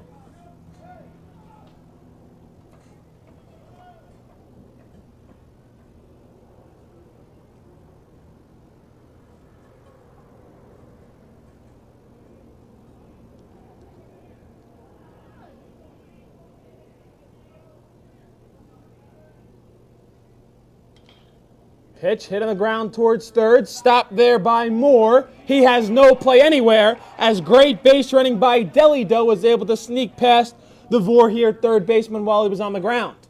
So it'll be runners at the corners, one out here in the fourth for Abbott.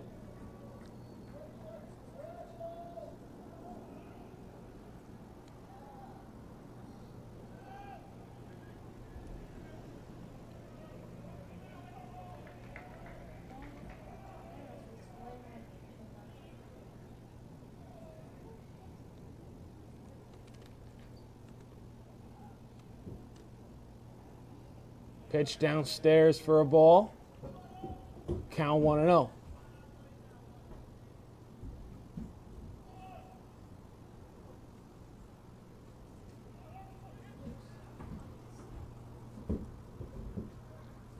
Count on Orrin Abbott. Pickoff play to first. Zerlin back in time.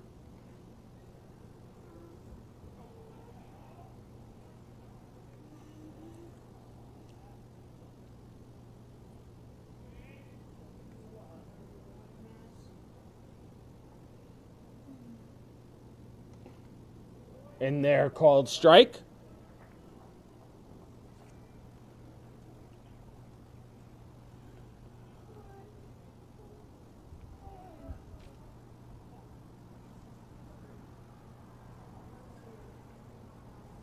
Pitch downstairs for a ball. Count 1-1.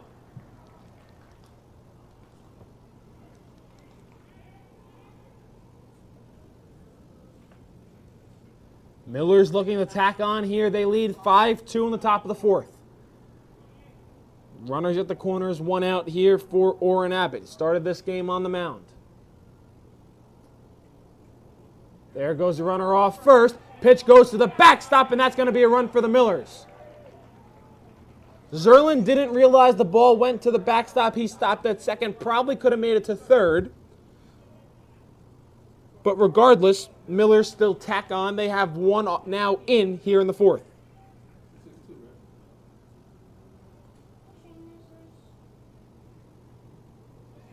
(6-2) Millers. Count 2-1 on Abbott.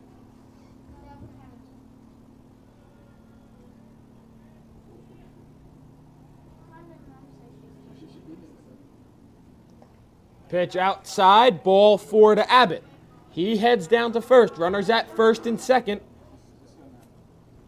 1 out here in the fourth. 6-2 Millers, as we'll have a mound visit for Voorhees. Okay, she by my car.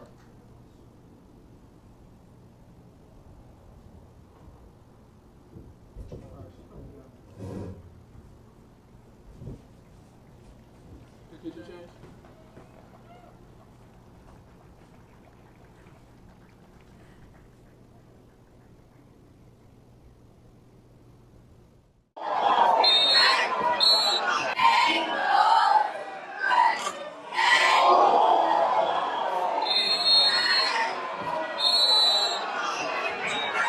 Montclair pull off this upset with 8 seconds remaining. Robinson drops back, looking in the end zone. Ball is caught. Touchdown, Montclair! Touchdown, Montclair! Upset alert! The upset alert! The upset alert! Yes! Now the St. John's College fans are getting rowdy as Littleton takes it up the left side, goes up the middle. He is fast for the big fridge, shoves off number 19, David Watson, and the fridge takes it all the way to the touchdown end zone. Can you believe it? I can't. The big fridge, a D1 prospect, no doubt. And that'll give the first lead of the game for the St. John's Cadets. And the sideline for the Cadets is pumping. I cannot believe what I just saw. Took it up the middle, cut it up the left side. And a very special talent, Littleton is, absolutely shoved David Watson off at midfield and just took it to the end zone. And now Kyle McCord is going to be faced with even more pressure, as if the Hawks want to win this ball game and not go 0-2, they're going to have to reclaim this lead fast.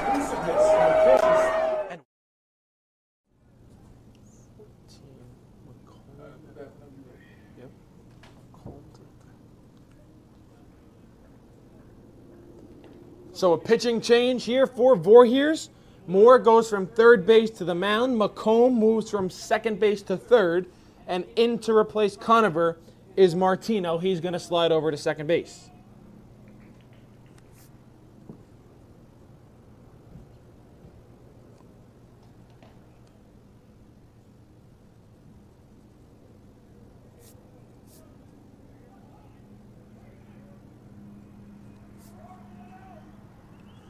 Runners on first and second, 1 out here in the fourth. Miller's leading 6-2. In steps the designated hitter, Zachary Dorfschneider. Popped out the second base, back in the second, struck out swinging in the third.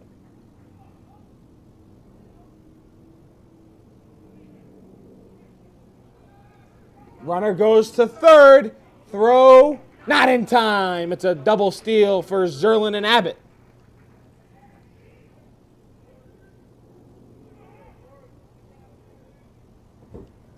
Was a called strike. Oh, excuse me. Copeland Culp is up, not Zachary Dorfschneider. Culp lined into a double play and then had an RBI single. Dorfschneider waits on deck. First pitch to Culp was a strike.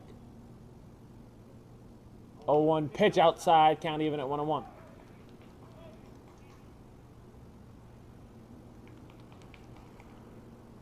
Culp looking for some more RBIs and some insurance for his team here. They lead 6-2.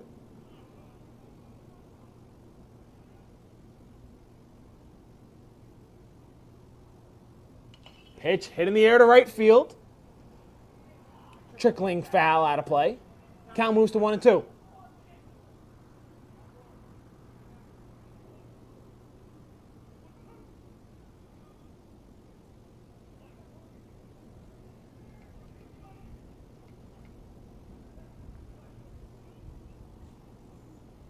One and two count to Culp. Pitch home, swing, and a miss, strike three. Got him on a high fastball.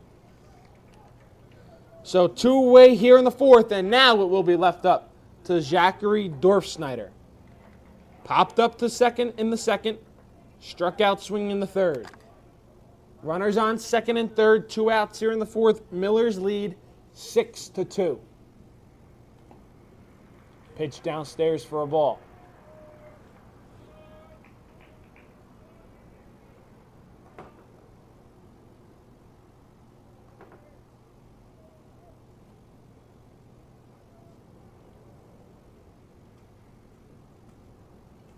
Fouled back to the screen.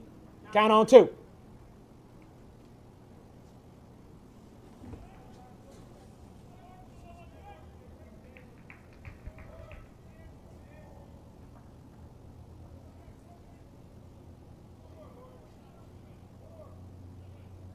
Huge lead off second for Abbott. Pitch downstairs, count 1-2.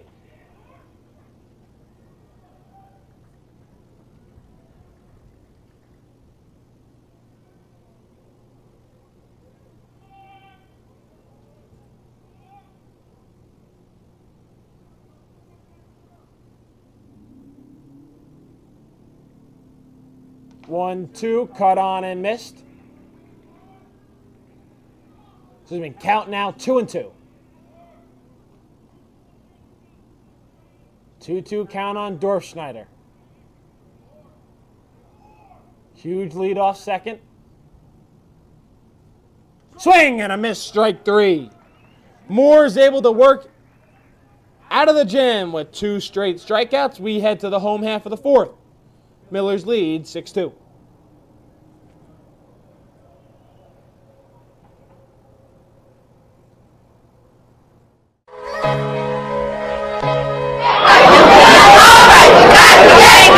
He's up there on his stew.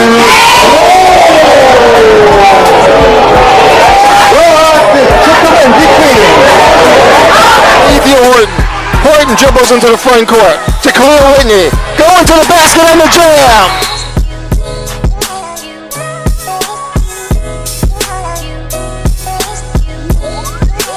Conversation with them because they are getting resources from the city. They are getting resources, and they're arguing with us about the timeliness of those resources.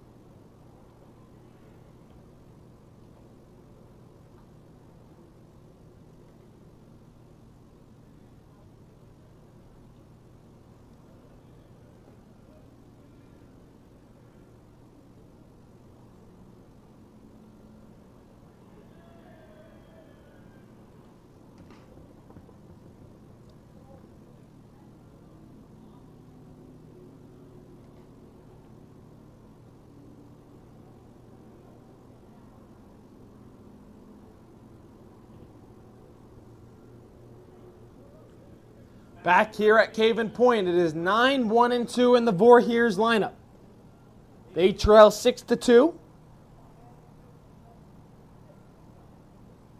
Ben Chanjarowski on the mound. First pitch, liner to second. Right there is Schneider to put it away. 1 pitch, 1 out here in the 4th.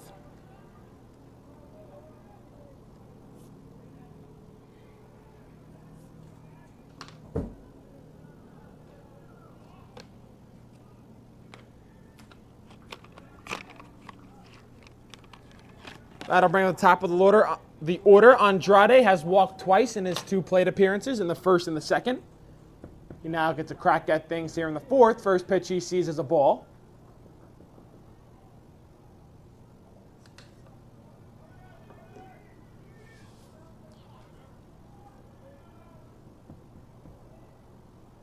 Swing and a miss, count even at 1-1.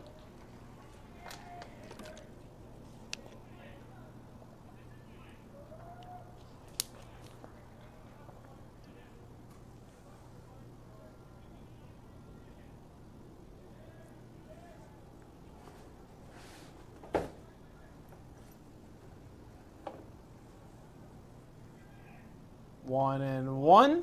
Downstairs for a ball, count 2-1.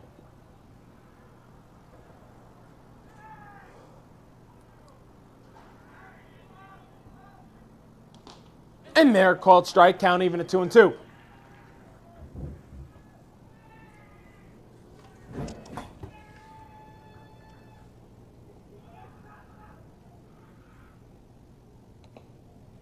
Three, 2.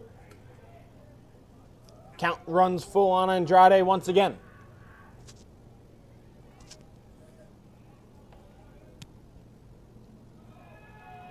inside ball 4, third walk of the day for the Voorhees leadoff hitter. So it'll be a man on first and one out here in the fourth for the right fielder, Richter.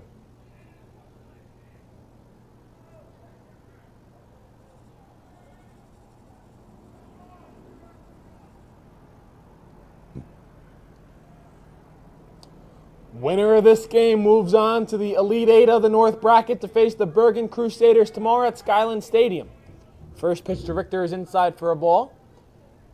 It'll be 2 games at Skyline Stadium tomorrow. One will be maroon and silver against Tidal Wave, and the winner of this one plays those Bergen Crusaders.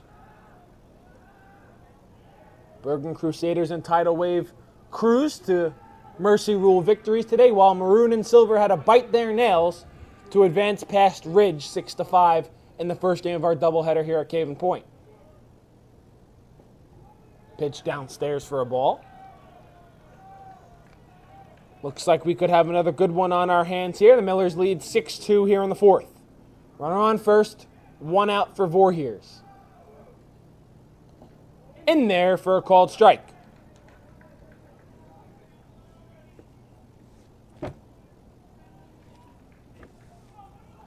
Voorhees is going to have to start chipping away at this lead soon if they want to get back in it, as that pitch is fouled off.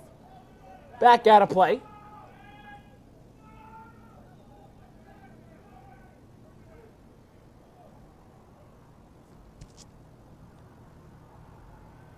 There goes the runner off first. Swing and a miss, strike 3. Throw down to second is not in time.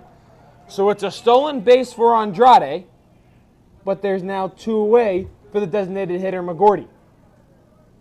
McGordy hit an RBI double back in the first, then walked and later came around to score in the third. I better put my tent in my car. Especially when I've never been there before.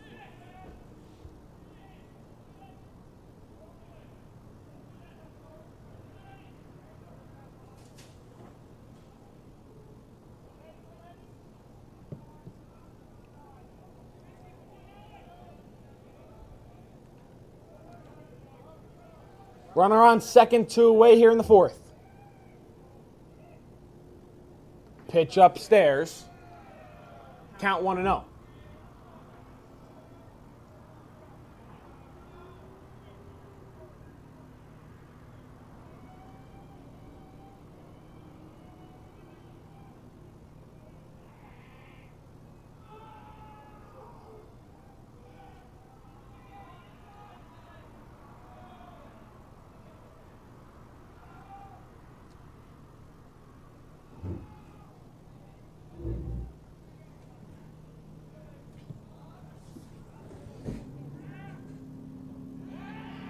Pickoff play to second.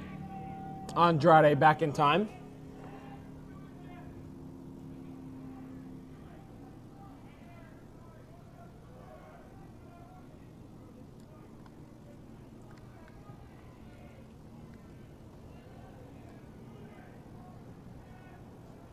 Pitch to McGordy. Breaking ball in there, called strike. Nice pitch there by Chanzowiak.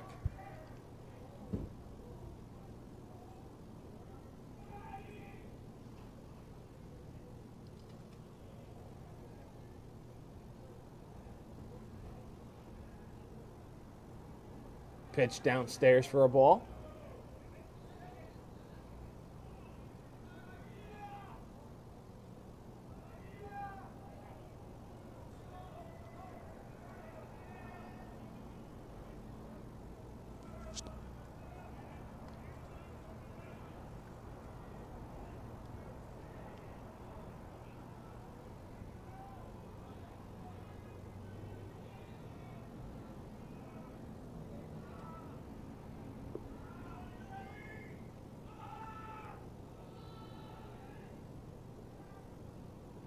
Swing and a miss, strike 2. Miller's 1 strike away from getting back to the sticks.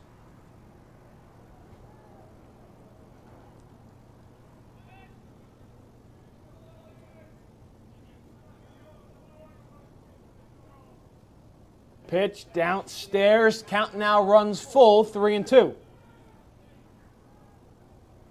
outs. Runners going.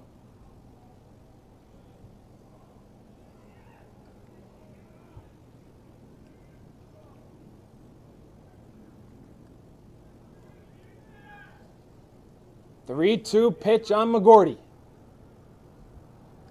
Swing and a miss, strike 3. That'll do it for the Voorhees half of the 4th. They still trail 6-2. We head to the 5th.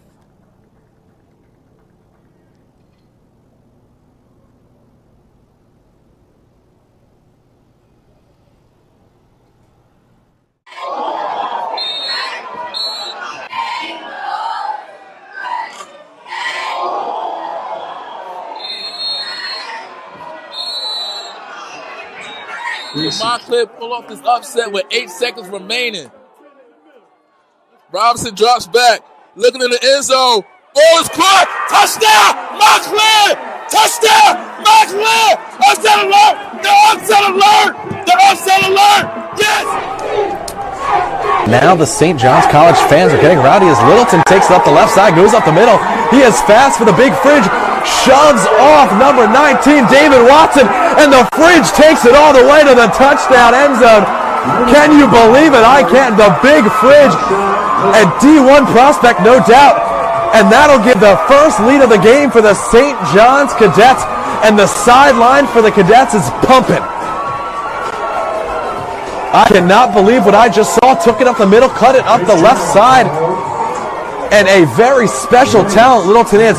Absolutely shoved David Watson off at midfield and just took it to the end zone. And now Kyle McCord is going to be faced with even more pressure, as if the Hawks want to win this ball game and not go 0-2, they're going to have to reclaim this lead fast.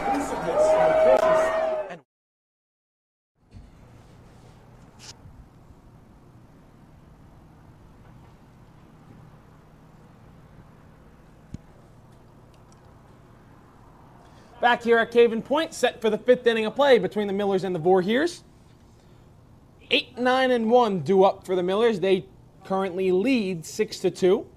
Matthew Chan gets set to dig in. He singled in the 2nd and singled in the 3rd. First pitch he sees is downstairs for a ball. The count will start at 1-0.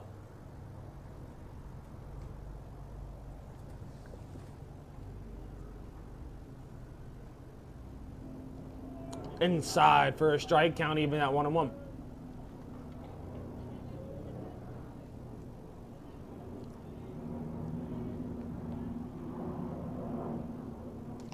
Pitch hits the inside corner, count 1-2.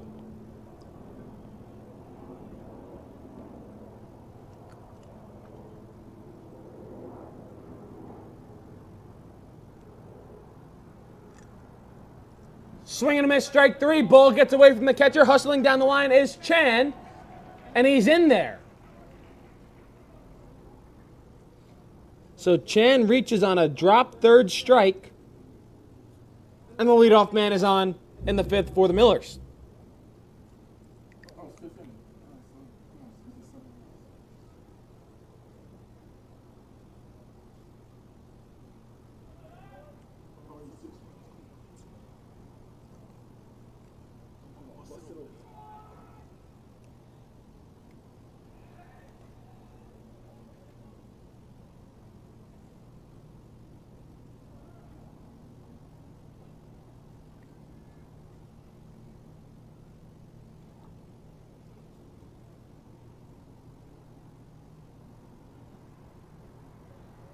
Pitch outside, count will start at 1-0.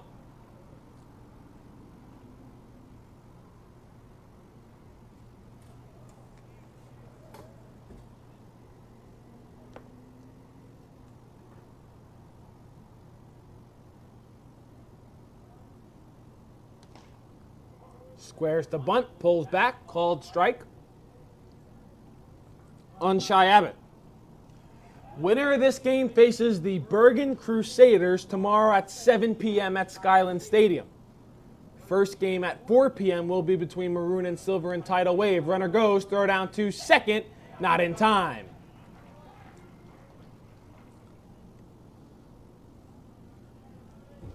stolen base there for Matthew Chan.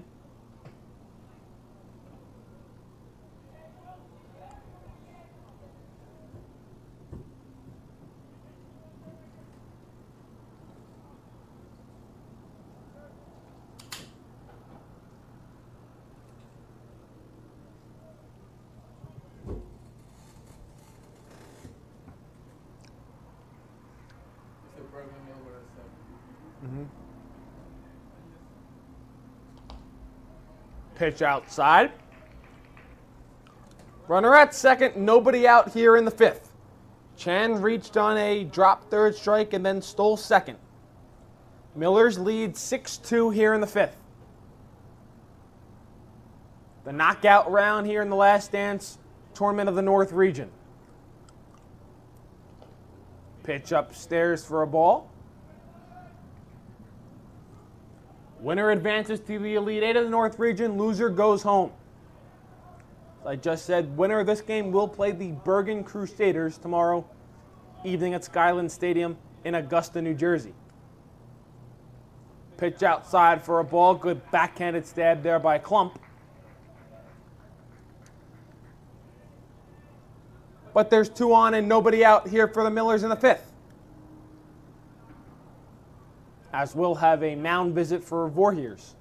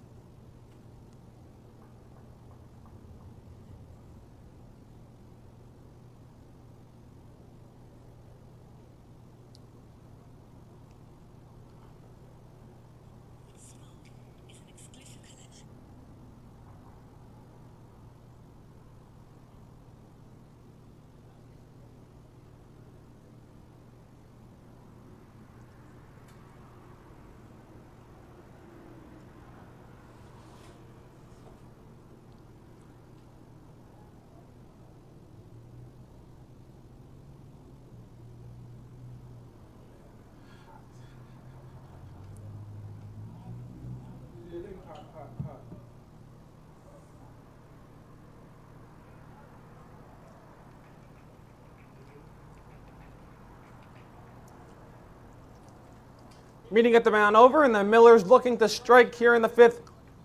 As the lineup turns over, Benjamin Sins, in his 4th plate appearance of the day, he walked in the first, walked in the second, struck out looking in the third. First pitch he sees is inside for a ball.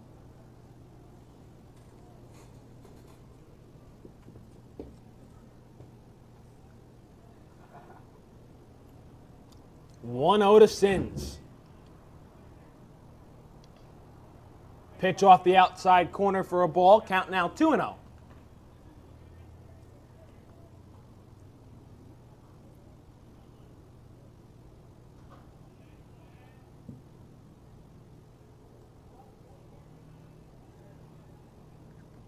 Two and 0 is the count. Pitch in there for a called strike. Count 2-1.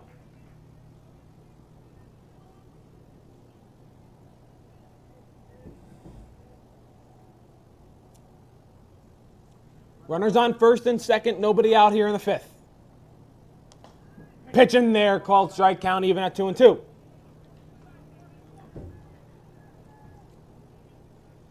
Tomorrow we move our location up to Augusta, New Jersey for the Elite Eight of the North Region bracket in the Last Dance tournament. You can catch the games starting live at 4 p.m. on YouTube by searching D1 Media Pro. There goes the runners from first and second. Throw down to third. Not in time. Pitch was up and in on Sin, so it's a ball. But now there are runners at second and third with nobody out here in the fifth.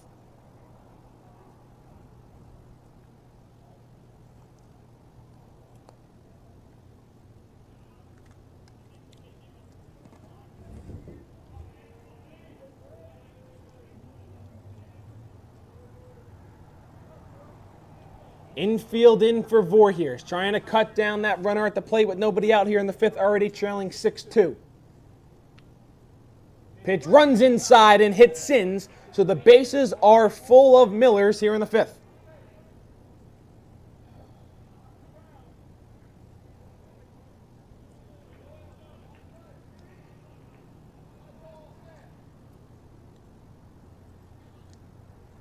We'll have a pinch runner for the Millers as Sins heads to the dugout. Coming on to run for him at first base is... Can't quite tell yet. Get that changed to you as soon as I can.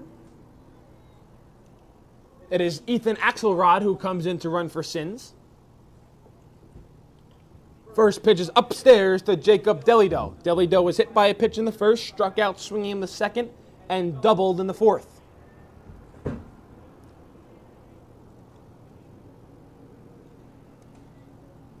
Infield in for Voorhees. Pitch downstairs, count 2-0.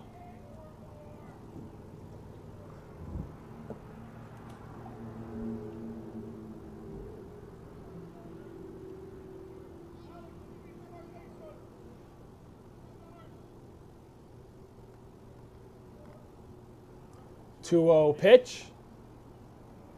Inside for a ball, count now 3-0. No place to put Delido. Bases full of Millers, nobody out here in the fifth. 3-0 count on the shortstop. More set. Pitch upstairs, ball 4, and the Millers now lead 7-2.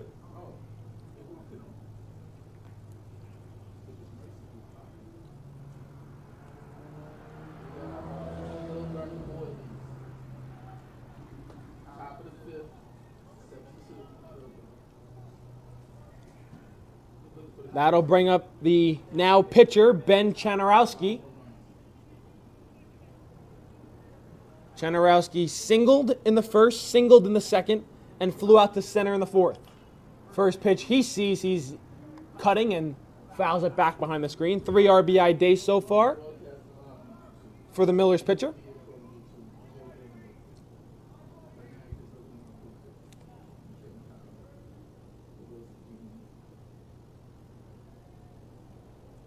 Infield still in for Voorhees. 0-1 pitch. Right down the middle, strike 2.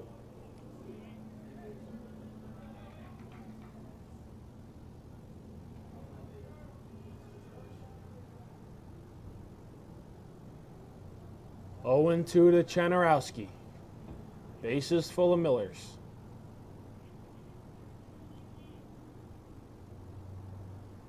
Swung in the air, hit deep into center field.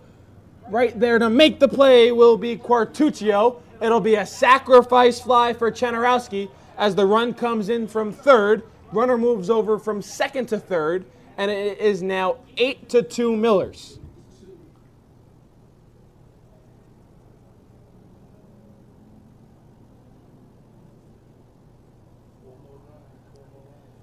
Fourth RBI of the day for Chanarowski.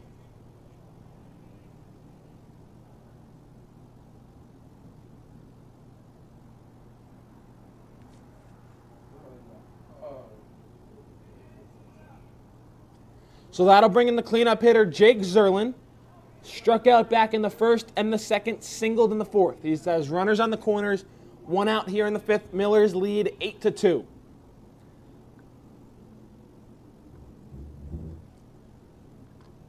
Runner goes from first, swing and a miss.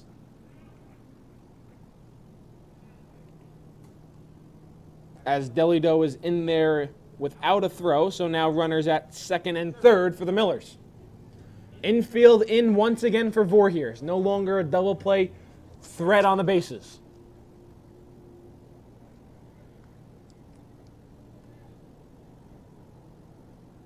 Pitch upstairs. Count 1-1.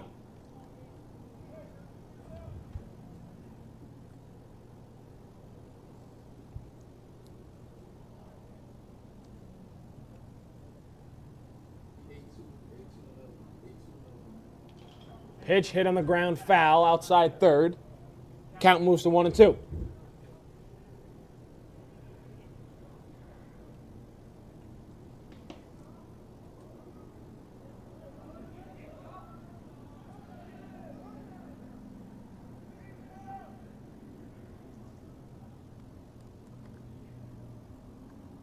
One, two, pitch upstairs, count even at 2-2.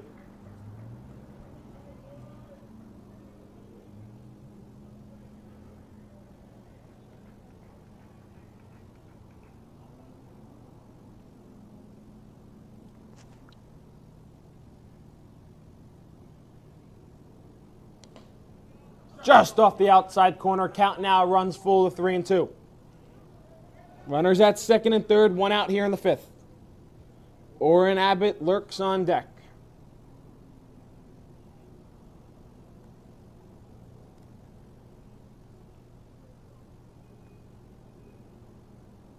Pitch, skied, foul, out of play, back behind the screen, so we'll do it again at 3-2.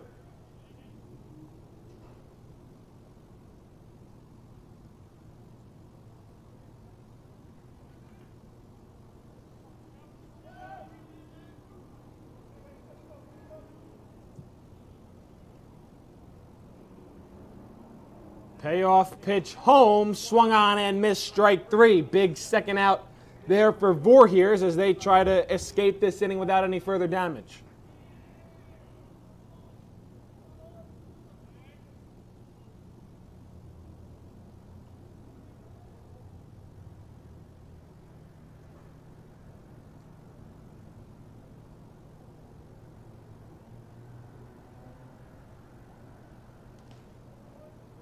In there for a called strike to the Millers left-hander.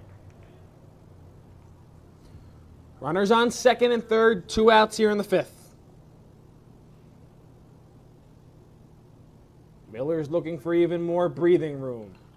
Pitch, check, swing, hit, fouled, out of play. Count quickly to 0-2.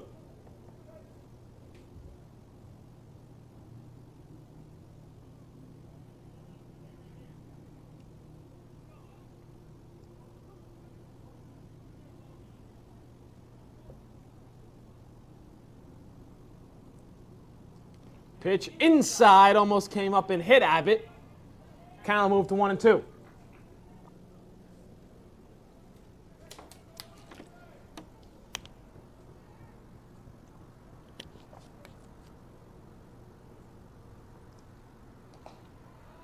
Pitch just off the outside corner. You can tell Voorhees wanted that one. Now we'll have a conference on the mound between the catcher and the pitcher.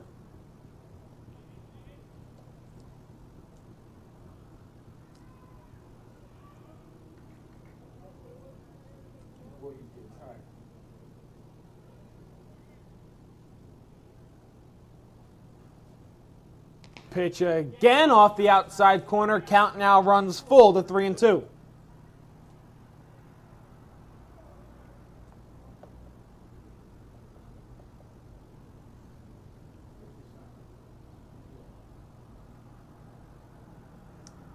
Payoff pitch smacked in the air. Right center field going back on it is Richard. He's not able to make the play.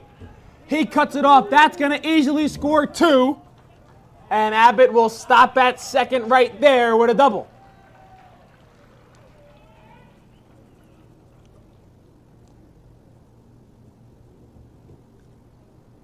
(10-2) Millers here in the fifth.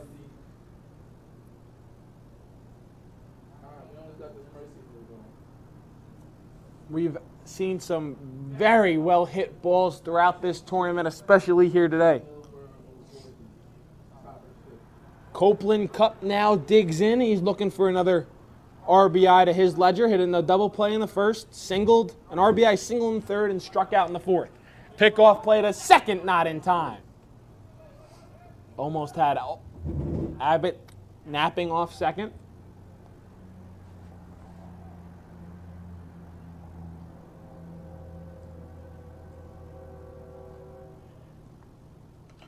Pitch smoked in the air, foul, out of play. Count 0-1.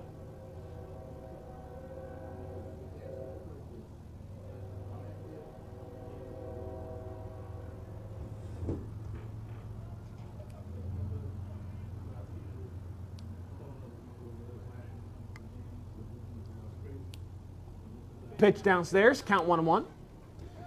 If you're keeping track at home, the Millers would need two more runs here in this fifth inning. And then they'd subsequently need a scoreless bottom half of the inning from the Vikings to end this game via the 10-run mercy rule. That comes into effect in the fifth and sixth innings in this game.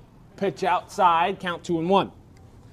Obviously, if the Millers were to go ahead by 10 or more runs in the seventh inning, it wouldn't matter because Voorhees would get a chance to hitting the home half for their last licks.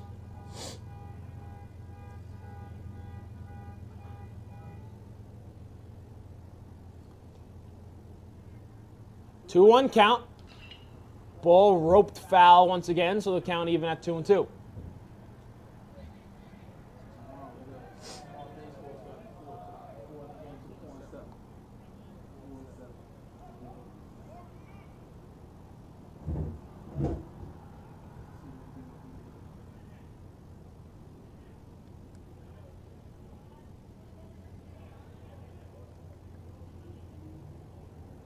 Abbott dances off second. Breaking ball in there, called strike 3. That'll do it for the top half of the 5th. Not before the Millers are able to add 4 more runs to the scoreboard. They lead 10-2. We head to the home half of the 5th.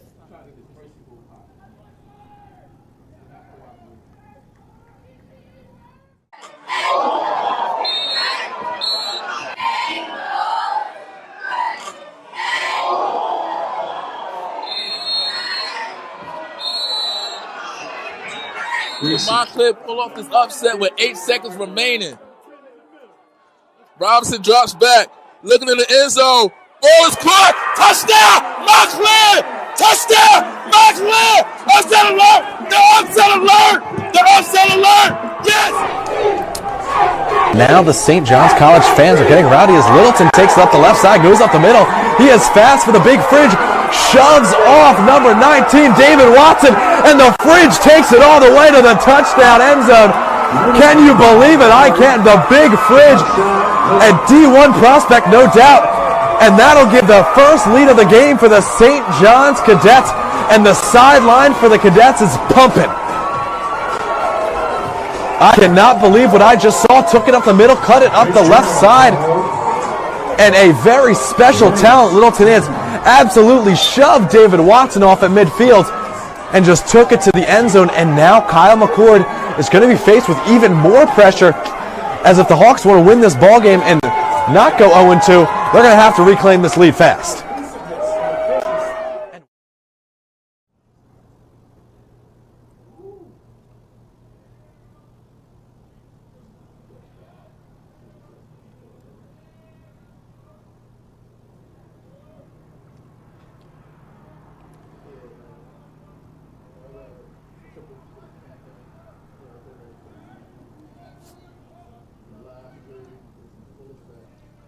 Back here at Caven Point, pitching change for the Millers. Jason Berg on the mound, first pitch. In there for a called strike, as Voorhees will have 4, 5, and 6 due up. First baseman Zubian, he struck out both times he's come to bat today. And now the count's 1-1 on the first baseman. 10-2 Millers here in the home half of the 5th. Winner moves on to face the Bergen Crusaders tomorrow at Skyland Stadium at 7 p.m.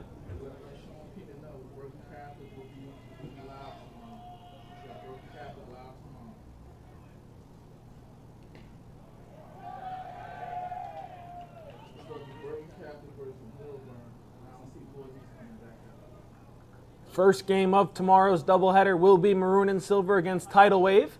That pitch is hit foul back behind the screen. Maroon and Silver is represented by student athletes from St. Peter's Prep, and Tidal Wave is represented by student athletes from Del Barton. Pitch hit in the air. First baseman calls everybody off and makes the play for the first out of this home half of the 5th. That'll bring up the third baseman turned pitcher, Moore. Walked back in the first, RBI double in the third.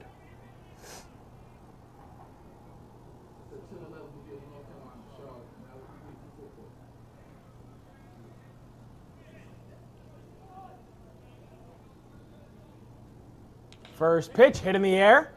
Back behind second base. Schneider shielding his eyes from the sun, and he puts it away. And there are quickly 2 outs here in the 5th. That'll bring up the catcher, Klump. Klump struck out back in the first, walked in the third.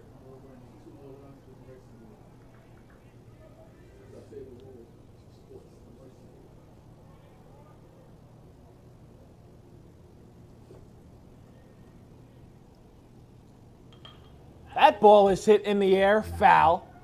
Out of play down the right field line and into the bleachers.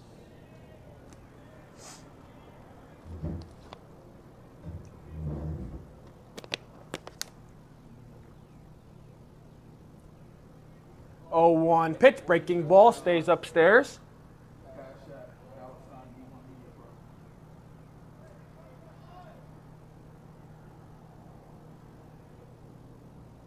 Pitch ripped down the line in right.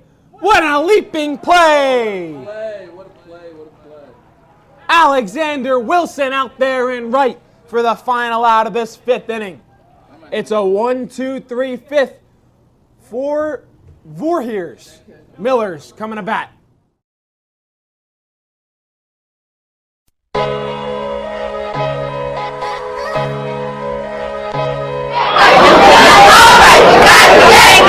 Ace up on the scene.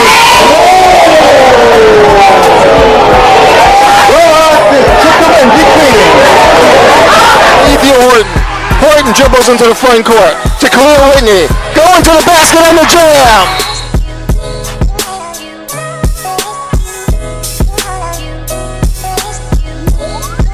Conversation with them because they are getting resources from the city. They're arguing with us about the timeliness of those resources.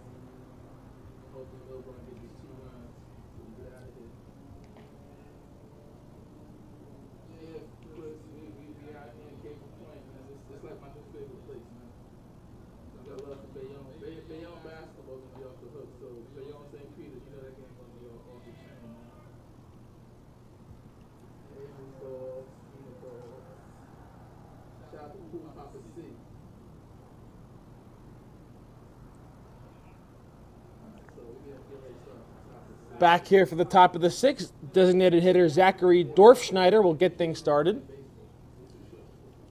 Popped out to second base back in the 2nd, struck out swinging in the 3rd and the 4th. Lofts one in the air towards left.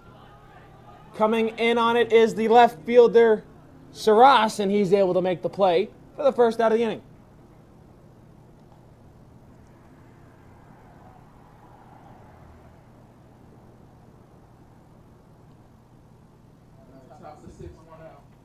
In comes the center fielder Matthew Chen, who's had quite a busy day. Singled in the 2nd, singled in the 3rd, and reach on a drop 3rd strike as he flares one just foul down the right field line.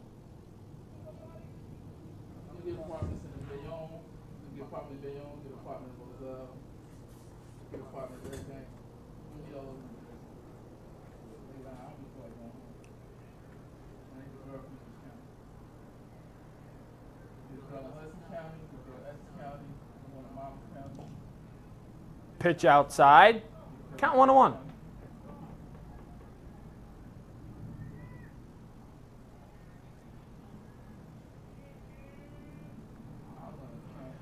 One offering, swung on and missed. Count 1-2.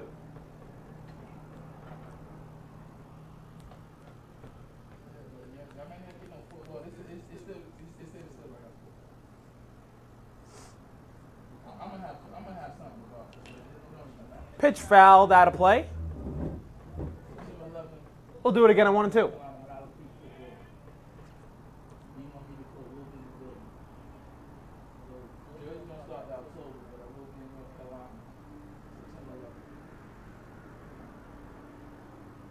One, two, offering, cut on and missed. Quickly 2 away here in the 6th. That'll bring up the number 9 hitter in the Millers lineup, Shai Abbott.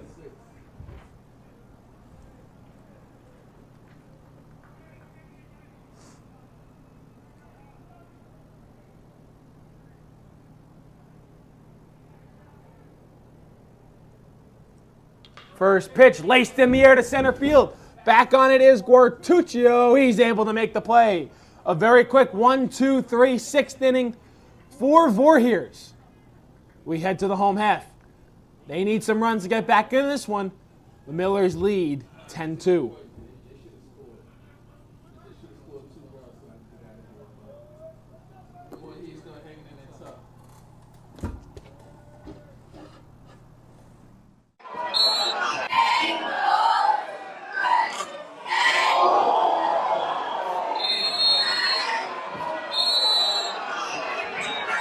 Montclair pull off this upset with 8 seconds remaining.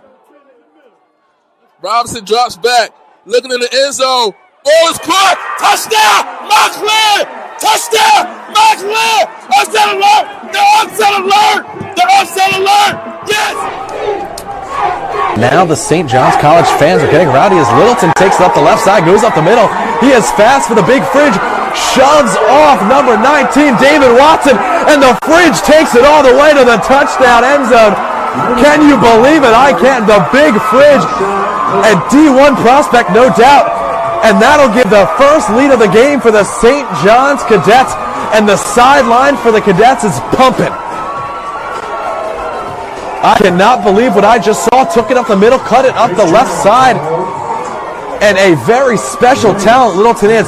Absolutely shoved David Watson off at midfield and just took it to the end zone. And now Kyle McCord is going to be faced with even more pressure, as if the Hawks want to win this ball game and not go 0-2, they're going to have to reclaim this lead fast.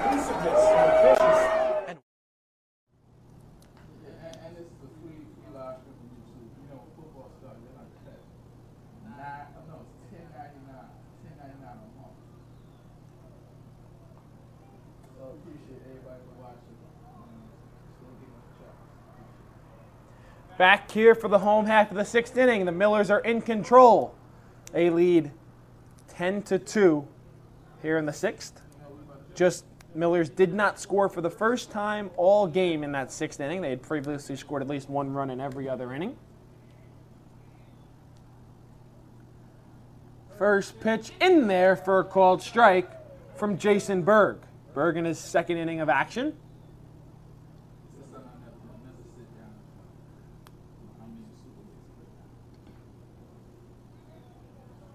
Pitch inside, count 1-1.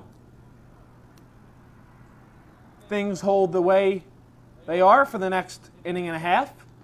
It'll be the Millers against the Bergen Crusaders tomorrow night at Skyland Stadium, the home of the Sussex County Miners. That'll be the 2nd game of our Wednesday doubleheader. The first game will be Maroon and Silver against Tidal Wave, as Chandraowski makes a nice running play over the shoulder for the first out of the 6th inning.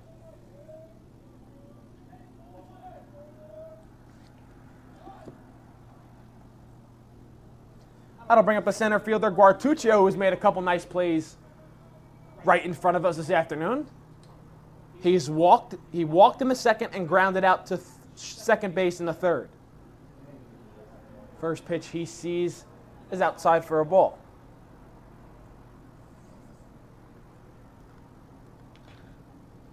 He skies one. Back into right field. Second baseman calls everyone off, and he makes the play. Nice play there by Copeland Culp. The Millers are flashing the leather here in the 6th. We have 2 away. And that'll bring up the left fielder, Cernas.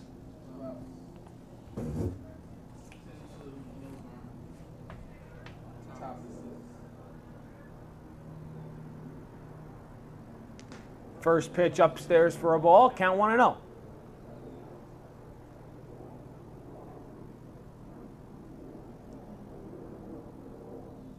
One-0 pitch almost runs in and gets Cernas, count 2-0.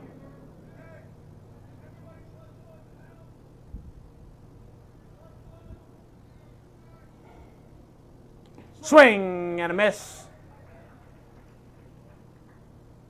Jason Berg working quickly and efficiently in his 2 innings. He's retired every batter he's faced. Pitch fouled back behind the screen, count 2-2.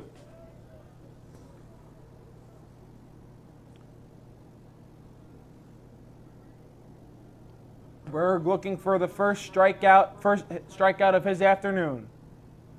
The 2-2 pitch. Upstairs, count 3-2.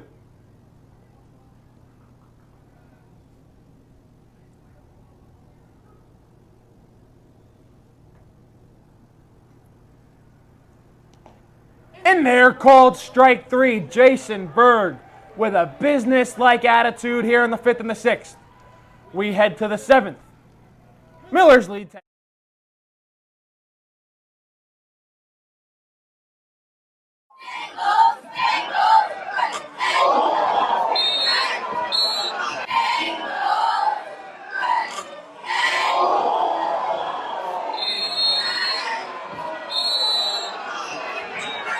Montclair pull off this upset with 8 seconds remaining.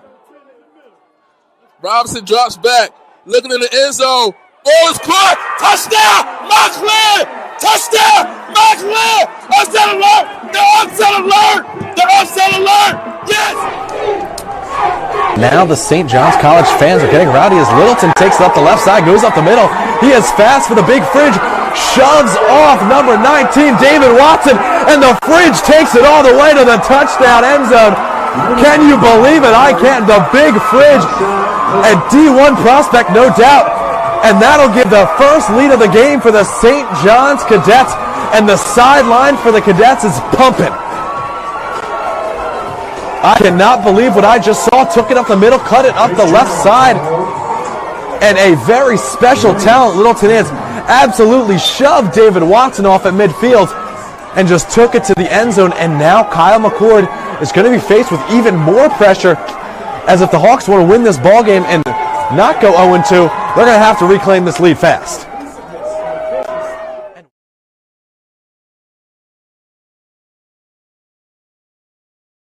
To 2. It'll be 1, 2, and 3 to get us started.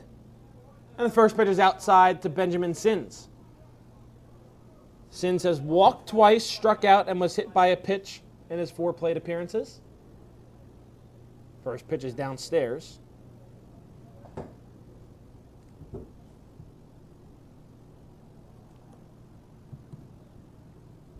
Count 2-0.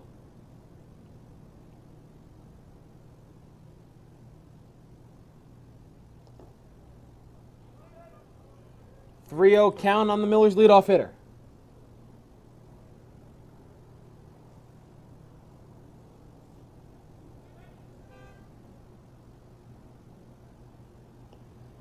Downstairs, it's a 4-pitch walk to Sins to start the 7th inning.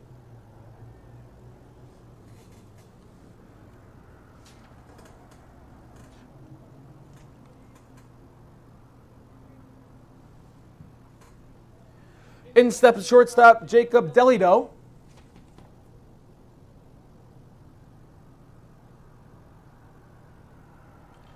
First pitch he sees, fouled back out of play, count 0-1.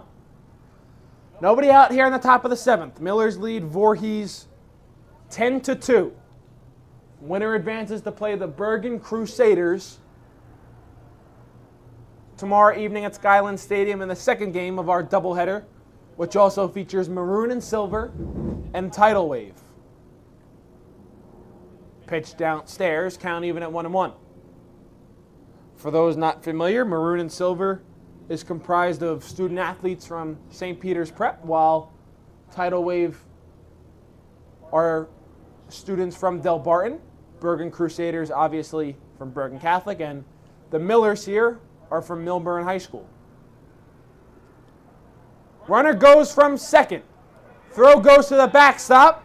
Sins on his way to third, and he'll be in there without a throw.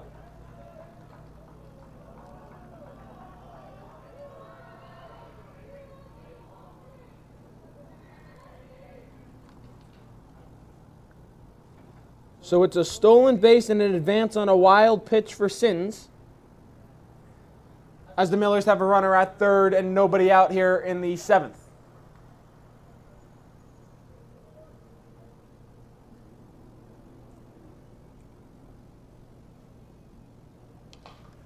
Hit in the air towards right center. It's going to fall down for a base hit.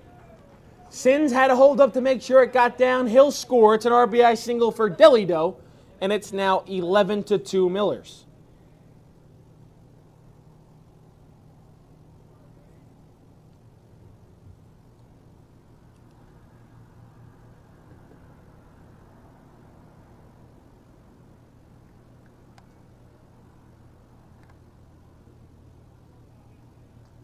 Pickoff play to first, runner back in time.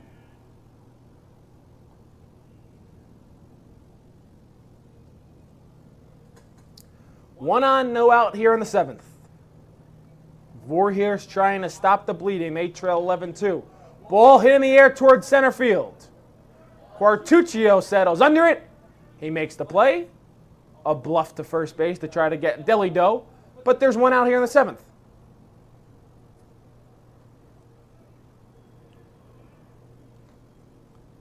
That'll bring up the third baseman, Jake Zerlin. Zerlin struck out in the 1st, 2nd, and 5th. Hit a single in the 4th. And advanced to 3rd.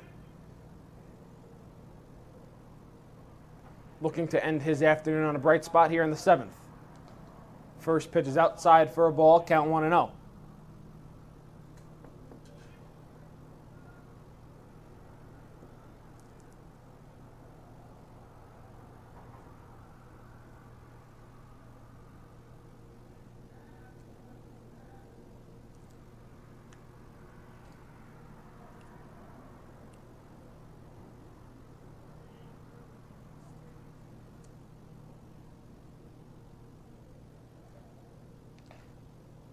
Pitch upstairs, count 2-0.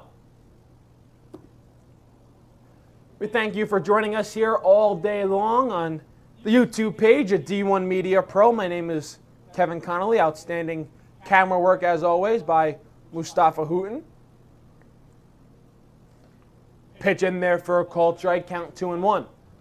We're in the 7th inning of our second and final game of the afternoon. The Millers lead Voorhees 11-2. Our first game saw Maroon and Silver able to hold on to a 6-5 win over Ridge. As that pitch is outside, count 3-1. As you've heard me say before, we will be at Skyland Stadium in Augusta, New Jersey tomorrow afternoon and evening. First game at 4 p.m. between Maroon and Silver and Tidal Wave. That would be St. Peter's Prep and Del Barton. And our second game, which is scheduled to start at approximately 7 p.m., as a called strike there, count now runs full to 3-2, is between the Bergen Crusaders, which is Bergen Catholic, and the winner of this game, as it appears to be the Millers, which is Millburn High School. 3-2 count, runner on first, one out here in the top of the 7th. There goes the runner off first. Pitch skied in the air back towards second. That's going to fall in for a base hit. Delido on his way to 3rd. And the Millers will have runners at the corners and one out here in the 7th.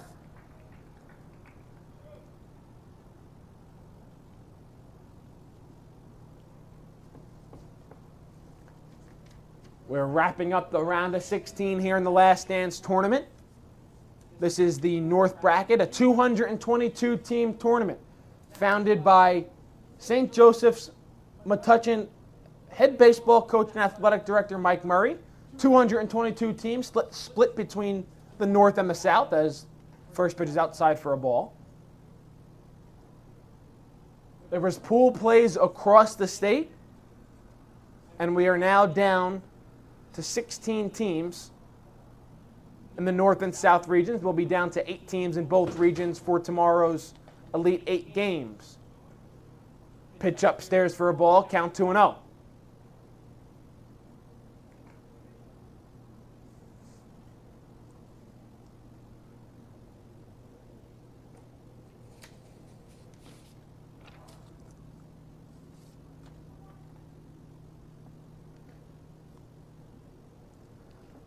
Following tomorrow's games, then there will be 4 teams left in each region. They will face each other on July 28th. Then the regional championships of the North and the South will happen on July 29th. And then the Last Dance World Series, the North champion versus the South champion, July 31st in Trenton, New Jersey at Arm & Hammer Stadium, the home of the Trenton Thunder. Runners at the corners here, one out in the 7th. Pitch hit in the air towards center field.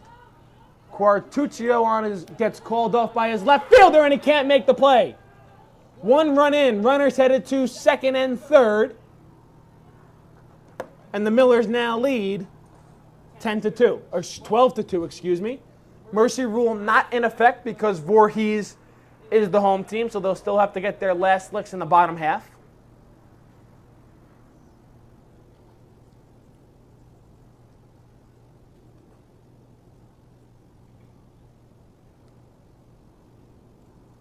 So Abbott reaches on the E7.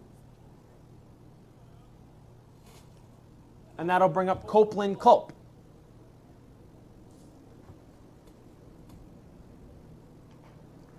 Runners at second and third, 1 out here in the 7th, infield in for Voorhees.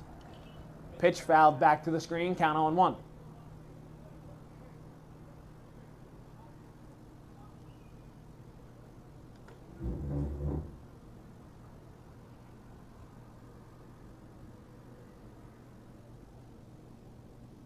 Oh, pitch upstairs, count 1-1.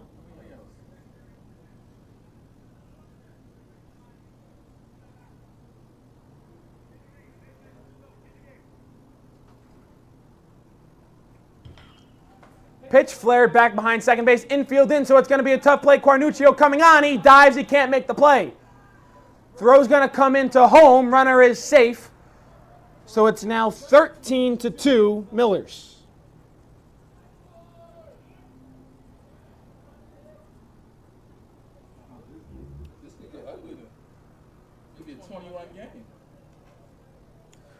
Runners at first and third for the Millers, still 1 out here in the 7th. The designated hitter, Zachary Dorfschneider, now up. First pitch he sees is outside for a ball, count 1-0.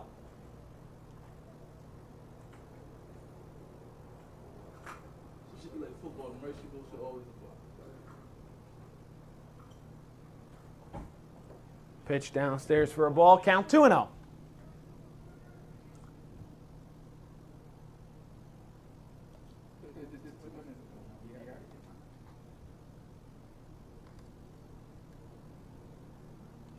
Pitch swung on and fouled. Count 2-1.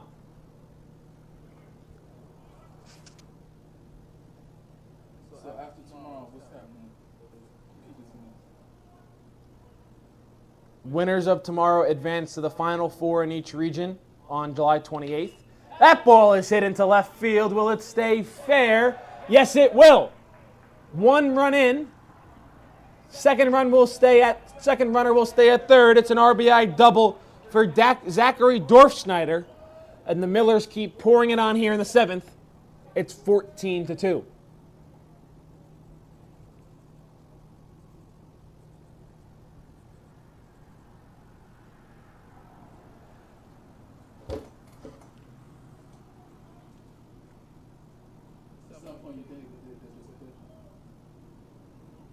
As it looks like we might have a pitching change here for Voorhees. As we'll have a visit on the mound. We'll have to see if the coaching staff will yank more. And it looks like they will. We'll be right back right after this.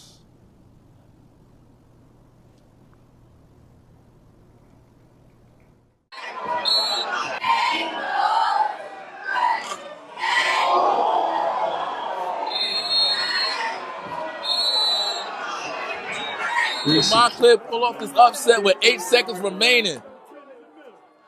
Robinson drops back, looking in the end zone. Ball is caught. Touchdown, Montclair! Touchdown, Montclair! Upset alert! The upset alert! The upset alert! Yes! Now the St. John's College fans are getting rowdy as Littleton takes it up the left side, goes up the middle. He is fast for the big fridge, shoves off number 19, David Watson, and the fridge takes it all the way to the touchdown end zone. Can you believe it? I can't. The big fridge, a D1 prospect, no doubt. And that'll give the first lead of the game for the St. John's Cadets. And the sideline for the Cadets is pumping.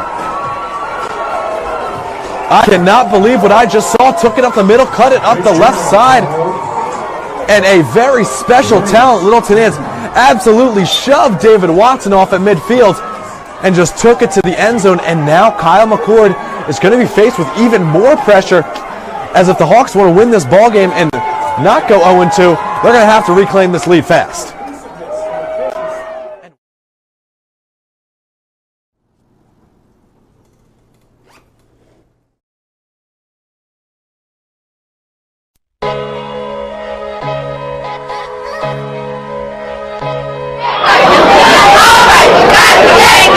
Face up, understood.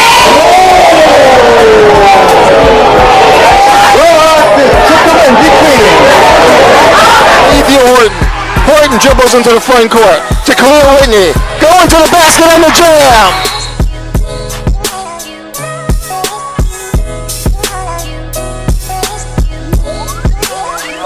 With them because they are getting resources from the city. They're arguing with us about the timeliness of those resources.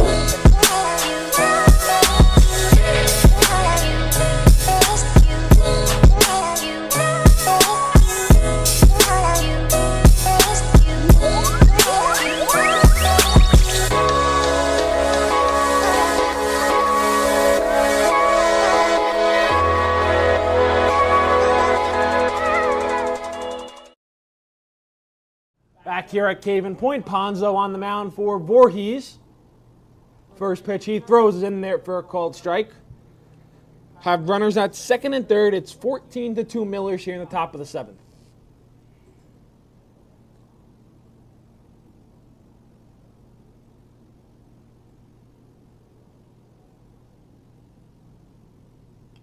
Pitch fouled back behind the screen, count 0-2.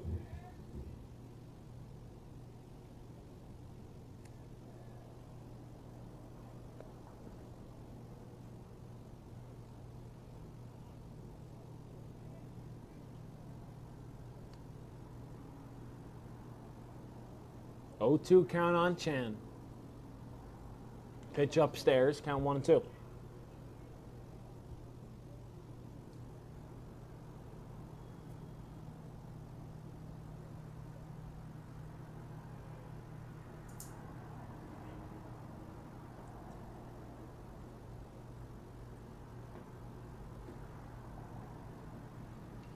Pitch foul back to the screen. We'll do it again at 1-2.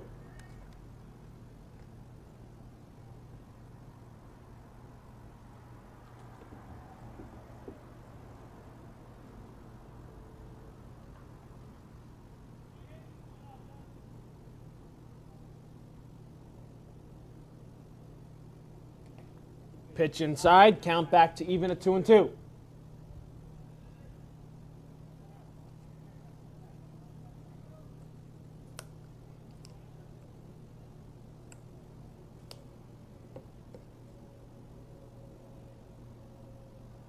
Two pitch caught on and missed for the second out here in the seventh.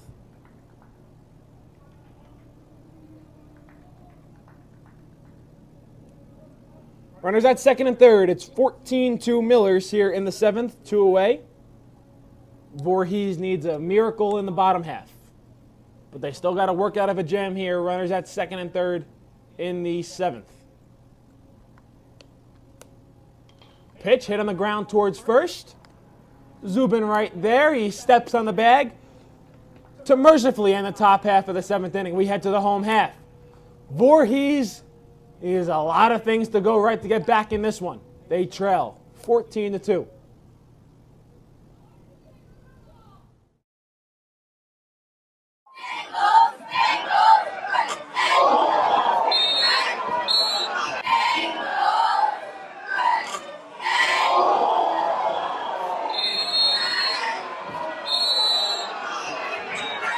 Montclair pull off this upset with 8 seconds remaining.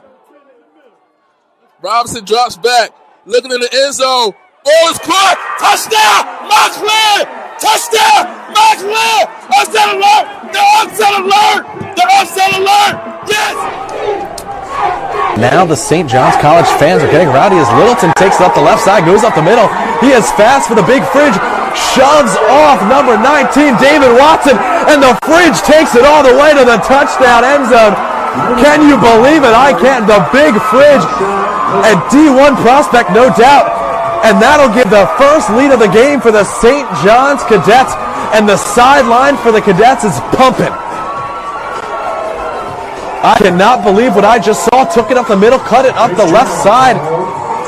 And a very special talent, Littleton is, absolutely shoved David Watson off at midfield and just took it to the end zone. And now Kyle McCord is going to be faced with even more pressure, as if the Hawks want to win this ball game and not go 0-2, they're going to have to reclaim this lead fast.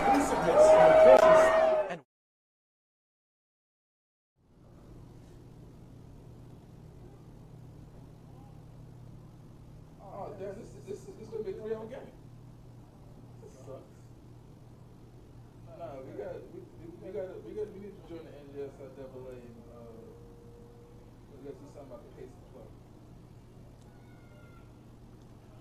So it's a 6 o'clock now?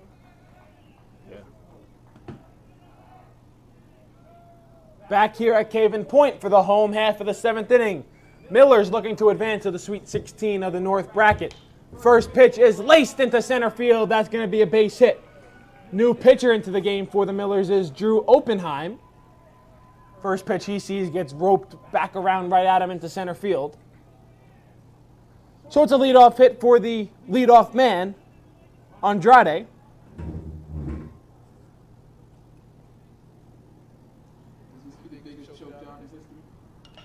First pitch hit on the ground, throw into left field for a base hit. Back-to-back singles for Voorhees. They have runners at first and second and nobody out here in the 7th.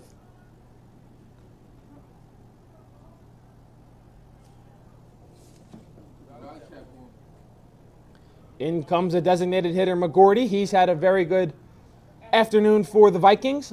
RBI double back in the first. A walk and came around to score in the third and struck out in the fourth.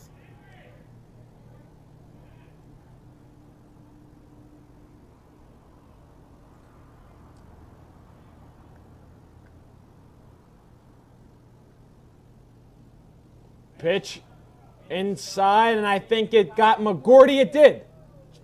McGordy looked a little bit upset about that. Looks like he wanted to hit, but the bases are now loaded here for Voorhees in the 7th.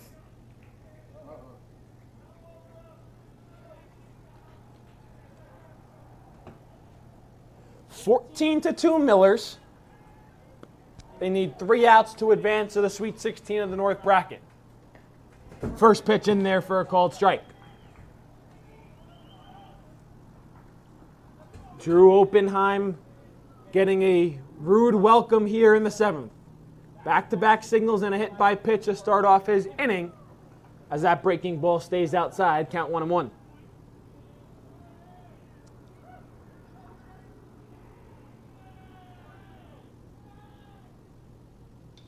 Pitch flared back behind second and down for a base hit. That'll score 1. Everyone moves up 1 station. It's now 14-3.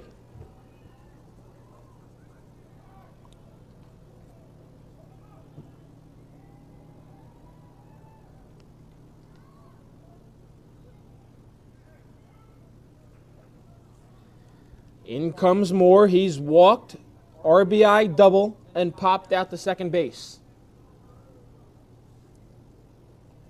First 4 hitters of this inning for Voorhees all have reached. They have 1 in, bases still loaded, nobody out. They trail 14-3. Looking for a comeback of epic proportions here in the last dance. Pitch in the dirt, good block. Count 1-0.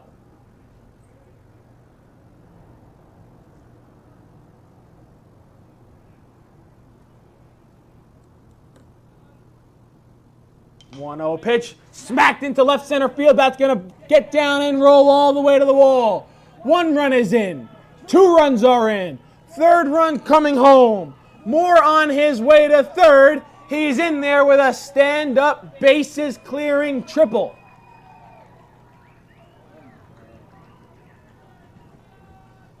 Don't go anywhere just yet. Voorhees isn't quite out of it.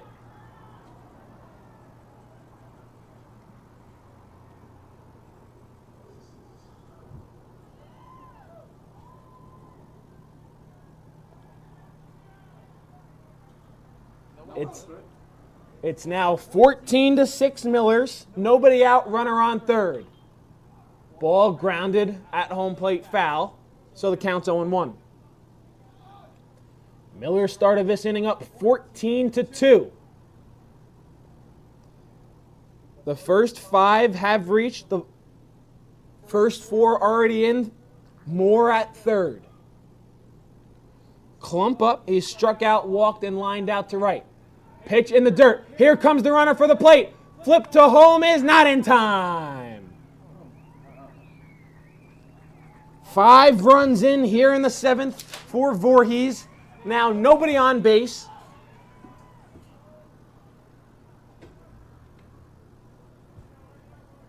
It's 14-7, and we're going to have a meeting on the mound.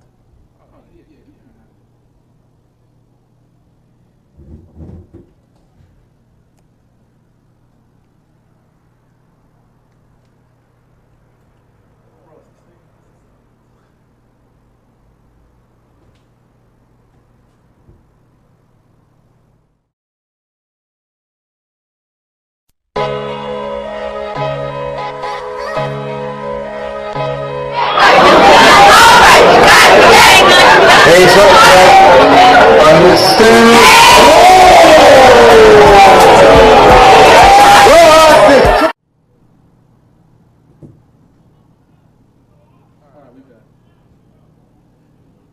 Back here at Caven Point, it's now 14-7. If you're Drew Oppenheim, you just got to think this is a clean inning. Still a 7-run cushion. Breaking ball in there for a called strike as the Miller's bullpen will start to get busy, something they hope probably didn't need to happen coming into this bottom of the 7th with a 14-2 lead. That has now been cut to 14-7 as the pitch is outside. A single, back-to-back singles, a hit by pitch, another single, and a bases-clearing triple have started things off for Voorhees here in the 7th. Pitch upstairs, count runs full to 3-2.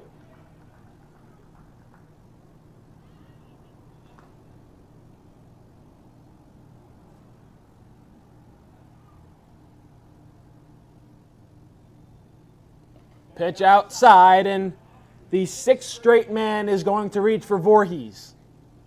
Clump works a walk, and that's going to bring up the second baseman, McComb. McComb has yet to reach base, 2 strikeouts and a pop-out.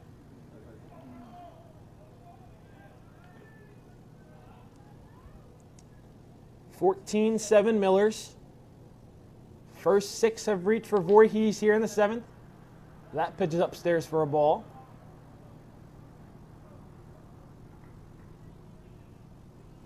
Five already in here in the 7th. Miller's just looking for 3 outs any way they can. Pitch downstairs, count 2-0.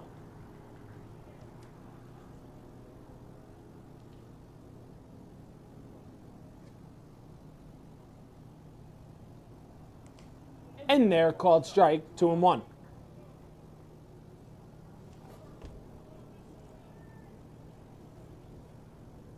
We started this 7th inning at 10-2. We now sit at 14-7. Pitch in the dirt, count 3-1. 5 already in here in the home half. Runner on, nobody out.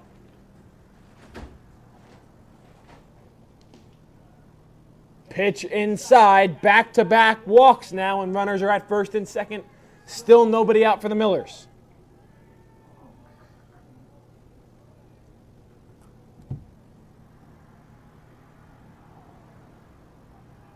In steps the center fielder, Quartuccio. First and second, nobody out. First pitch, he sees, runs inside and hits him, and the bases are loaded once again for Voorhees.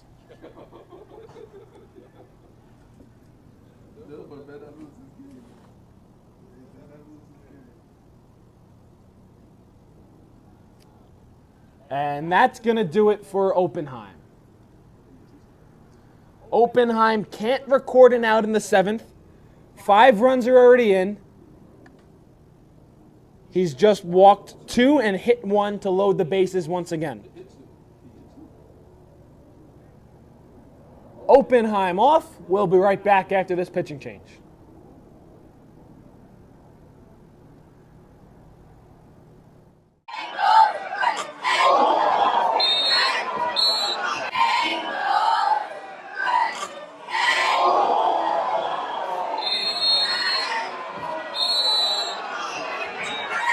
Montclair pull off this upset with 8 seconds remaining. Robinson drops back, looking in the end zone. Ball is caught. Touchdown, Montclair! Touchdown, Montclair!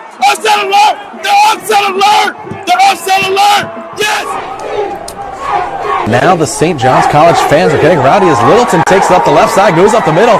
He is fast for the big fridge, shoves off number 19, David Watson, and the fridge takes it all the way to the touchdown end zone. Can you believe it? I can't. The big fridge, a D1 prospect, no doubt. And that'll give the first lead of the game for the St. John's Cadets, and the sideline for the Cadets is pumping. I cannot believe what I just saw. Took it up the middle, cut it up the left side. And a very special talent Littleton is. Absolutely shoved David Watson off at midfield and just took it to the end zone. And now Kyle McCord is going to be faced with even more pressure, as if the Hawks want to win this ball game and not go 0-2, they're going to have to reclaim this lead fast.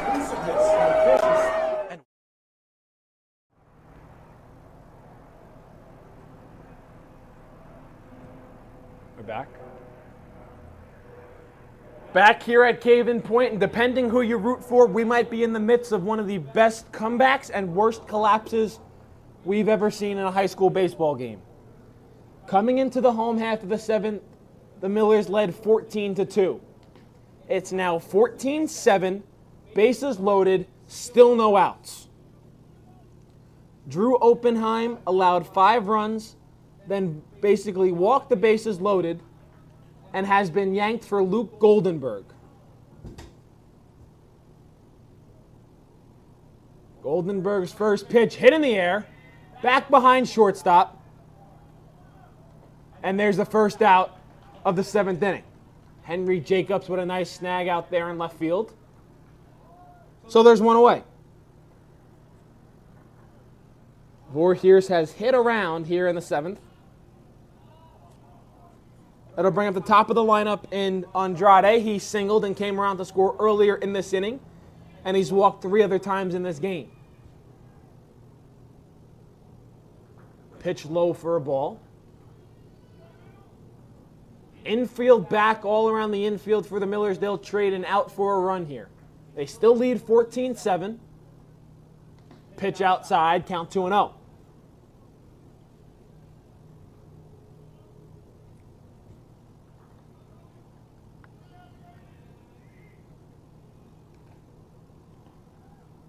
Pitch upstairs, 3-0, and nowhere to put Andrade.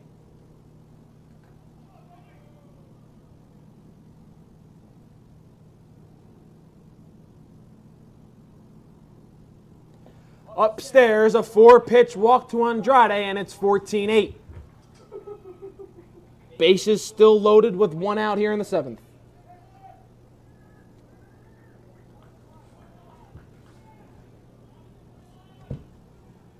Miller's trying to find 2 more outs any way they can. They still have somebody up in the bullpen. In comes Richter. Struck out 3 times, but singled and came around to score in the 7th. He takes a strike. Count 0-1.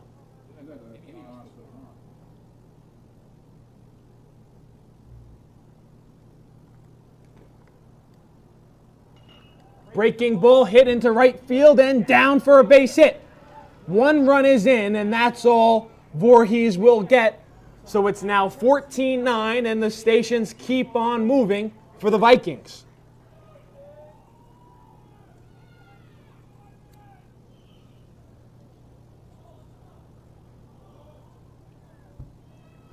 In comes a designated hitter, McGordy.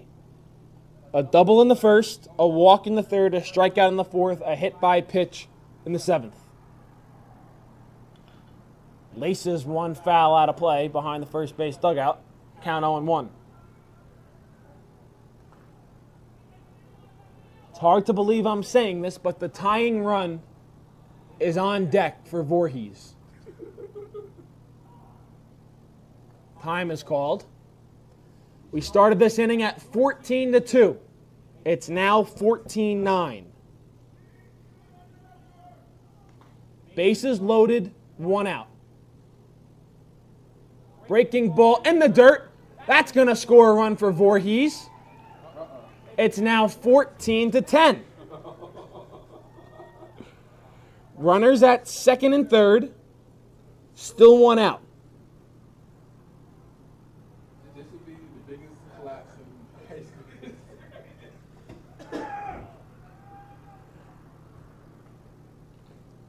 Pitch to McGordy upstairs. Oh, the post-game recap. Oh,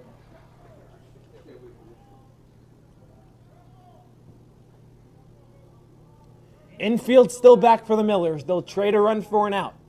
They lead 14-10. In the dirt for a ball. Came into this home half leading 14-2. The first 8 men that come to the bat for Voorhees have scored. Fouled back to the screen. Count runs full to 3-2.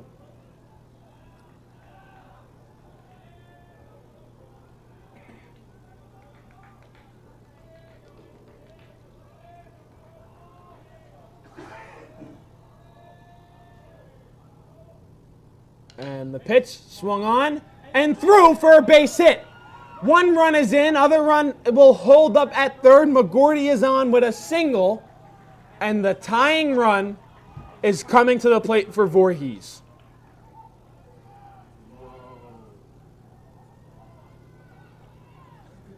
I said entering this inning, Voorhees was going to need a miracle and everything to fall their way. Well, it is here in the 7th. First and third, 1 out, and there's ball 1 to Zubian. He singled earlier in this inning, struck out twice, and flew out to first earlier in this game. 14-11 Millers. Pitch outside for a ball, count 2-0.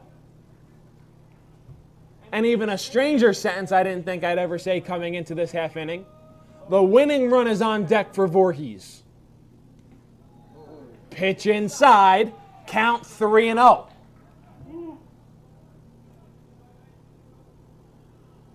You gotta love baseball, folks.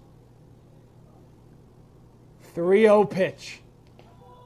Upstairs for a ball. The tying run is on. The winning run coming to bat for Voorhees. And it is Moore who absolutely belted a bases clearing triple earlier in this inning, as we're going to have another mound visit for the Millers. Yo, this is crazy. Also, if they win, that's it. They gonna walk off. Wow. And we will have another pitching change. If Millburn comes back, this is the game they do 2,000 views. I might be up there now. It'll be Zachary Dolfschneider coming into the game for the Millers. He'll come into a situation with the bases loaded, the tying runs on first, the winning runs at the plate. My, oh my, what a game. Can't make this up. Can't make this up.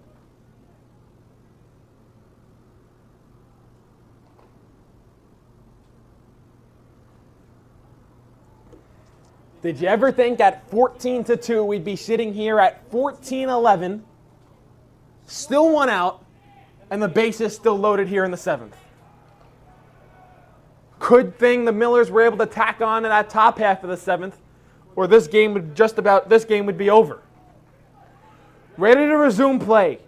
Dorfschneider on the mound. First pitch. Downstairs for a ball. Count 1-0. Millers lead 14-11. They led 14-2 at the start of this half inning. Swing and a miss. Count 1-1. The tying run is at first. The winning run is at the plate. Miller's infield still back. Pitch inside, count 2-1. The Millers have no one to get these final 3 outs. Drew Oppenheim couldn't do it. Luke Goldenberg couldn't do it. Can Zachary Dorfschneider do it? 3-1. Millers are in danger of putting the winning run on base. This is just fascinating stuff, folks. Dorfschneider's pitch fouled back behind the screen. Count runs full to 3-2.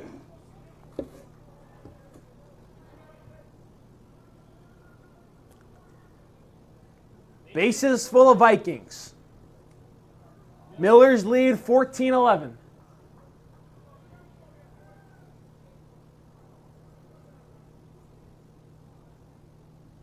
Pitch hit in the air to left field. Coming back on it to make the play is Jacobs. It'll get 1 run in. It's a sacrifice fly for Moore, but on the downside, the Vikings are down to the final out of the game.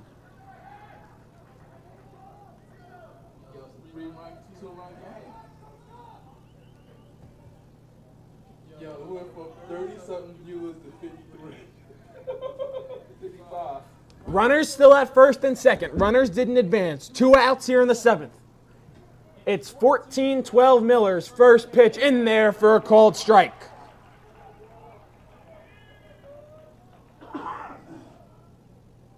The word escape wouldn't do it justice here if the Millers are able to get this final out.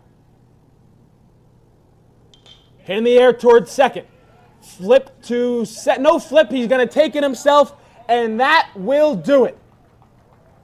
Copeland Cup takes it to the bag, not for a valiant effort from the Voorhees Vikings. This game will end 14-12. Millers win.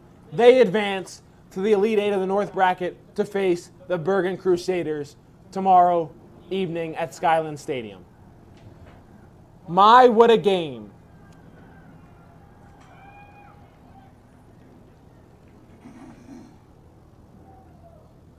"15 come to bat here in the bottom of the 7th for Voorhees.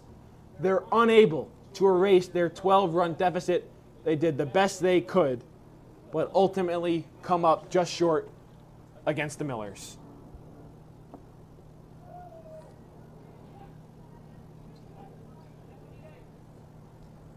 Voorhees scores 10 runs in the 7th inning.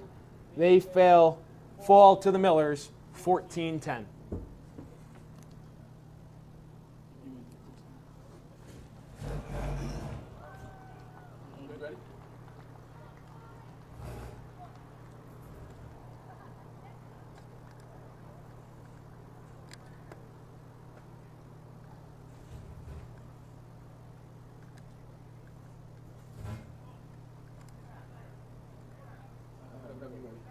Welcome into the broadcast booth here at Cave Point. A fantastic day of baseball we just saw. Our doubleheader started off at 11 a.m. Maroon and Silver able to hold on to defeat Ridge 6-5. Then in this game, you all just saw finish here. What a wild ending. The Millers came into the bottom of the 7th up 14-2. Voorhees plates 10 runs and comes up just short, falling 14-12, which sets up a outstanding day of baseball tomorrow up in Skyland Stadium, the home of the Sussex County Miners. At 4 p.m., Maroon and Silver against Tidal Wave. Tidal Wave cruised to a 10-0 victory today over Mount Olive. They will face off tomorrow. The Millers will move on and play the Bergen Crusaders. They're able to hold on. They win 10-0 against... Oh, I screwed... Let's do that over again. Can we refilm that? Good?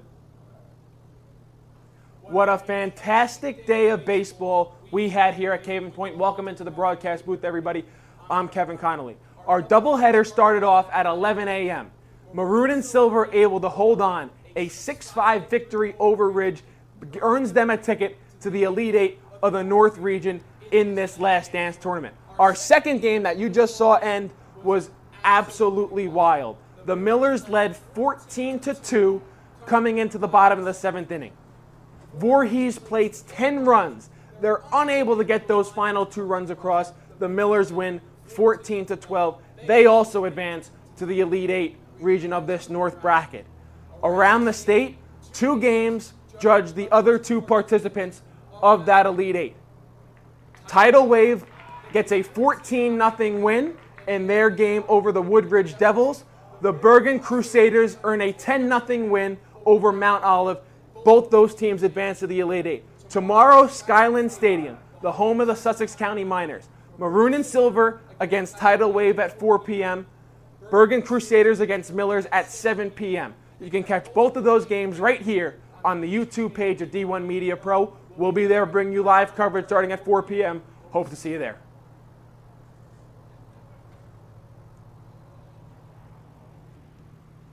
It's a wrap.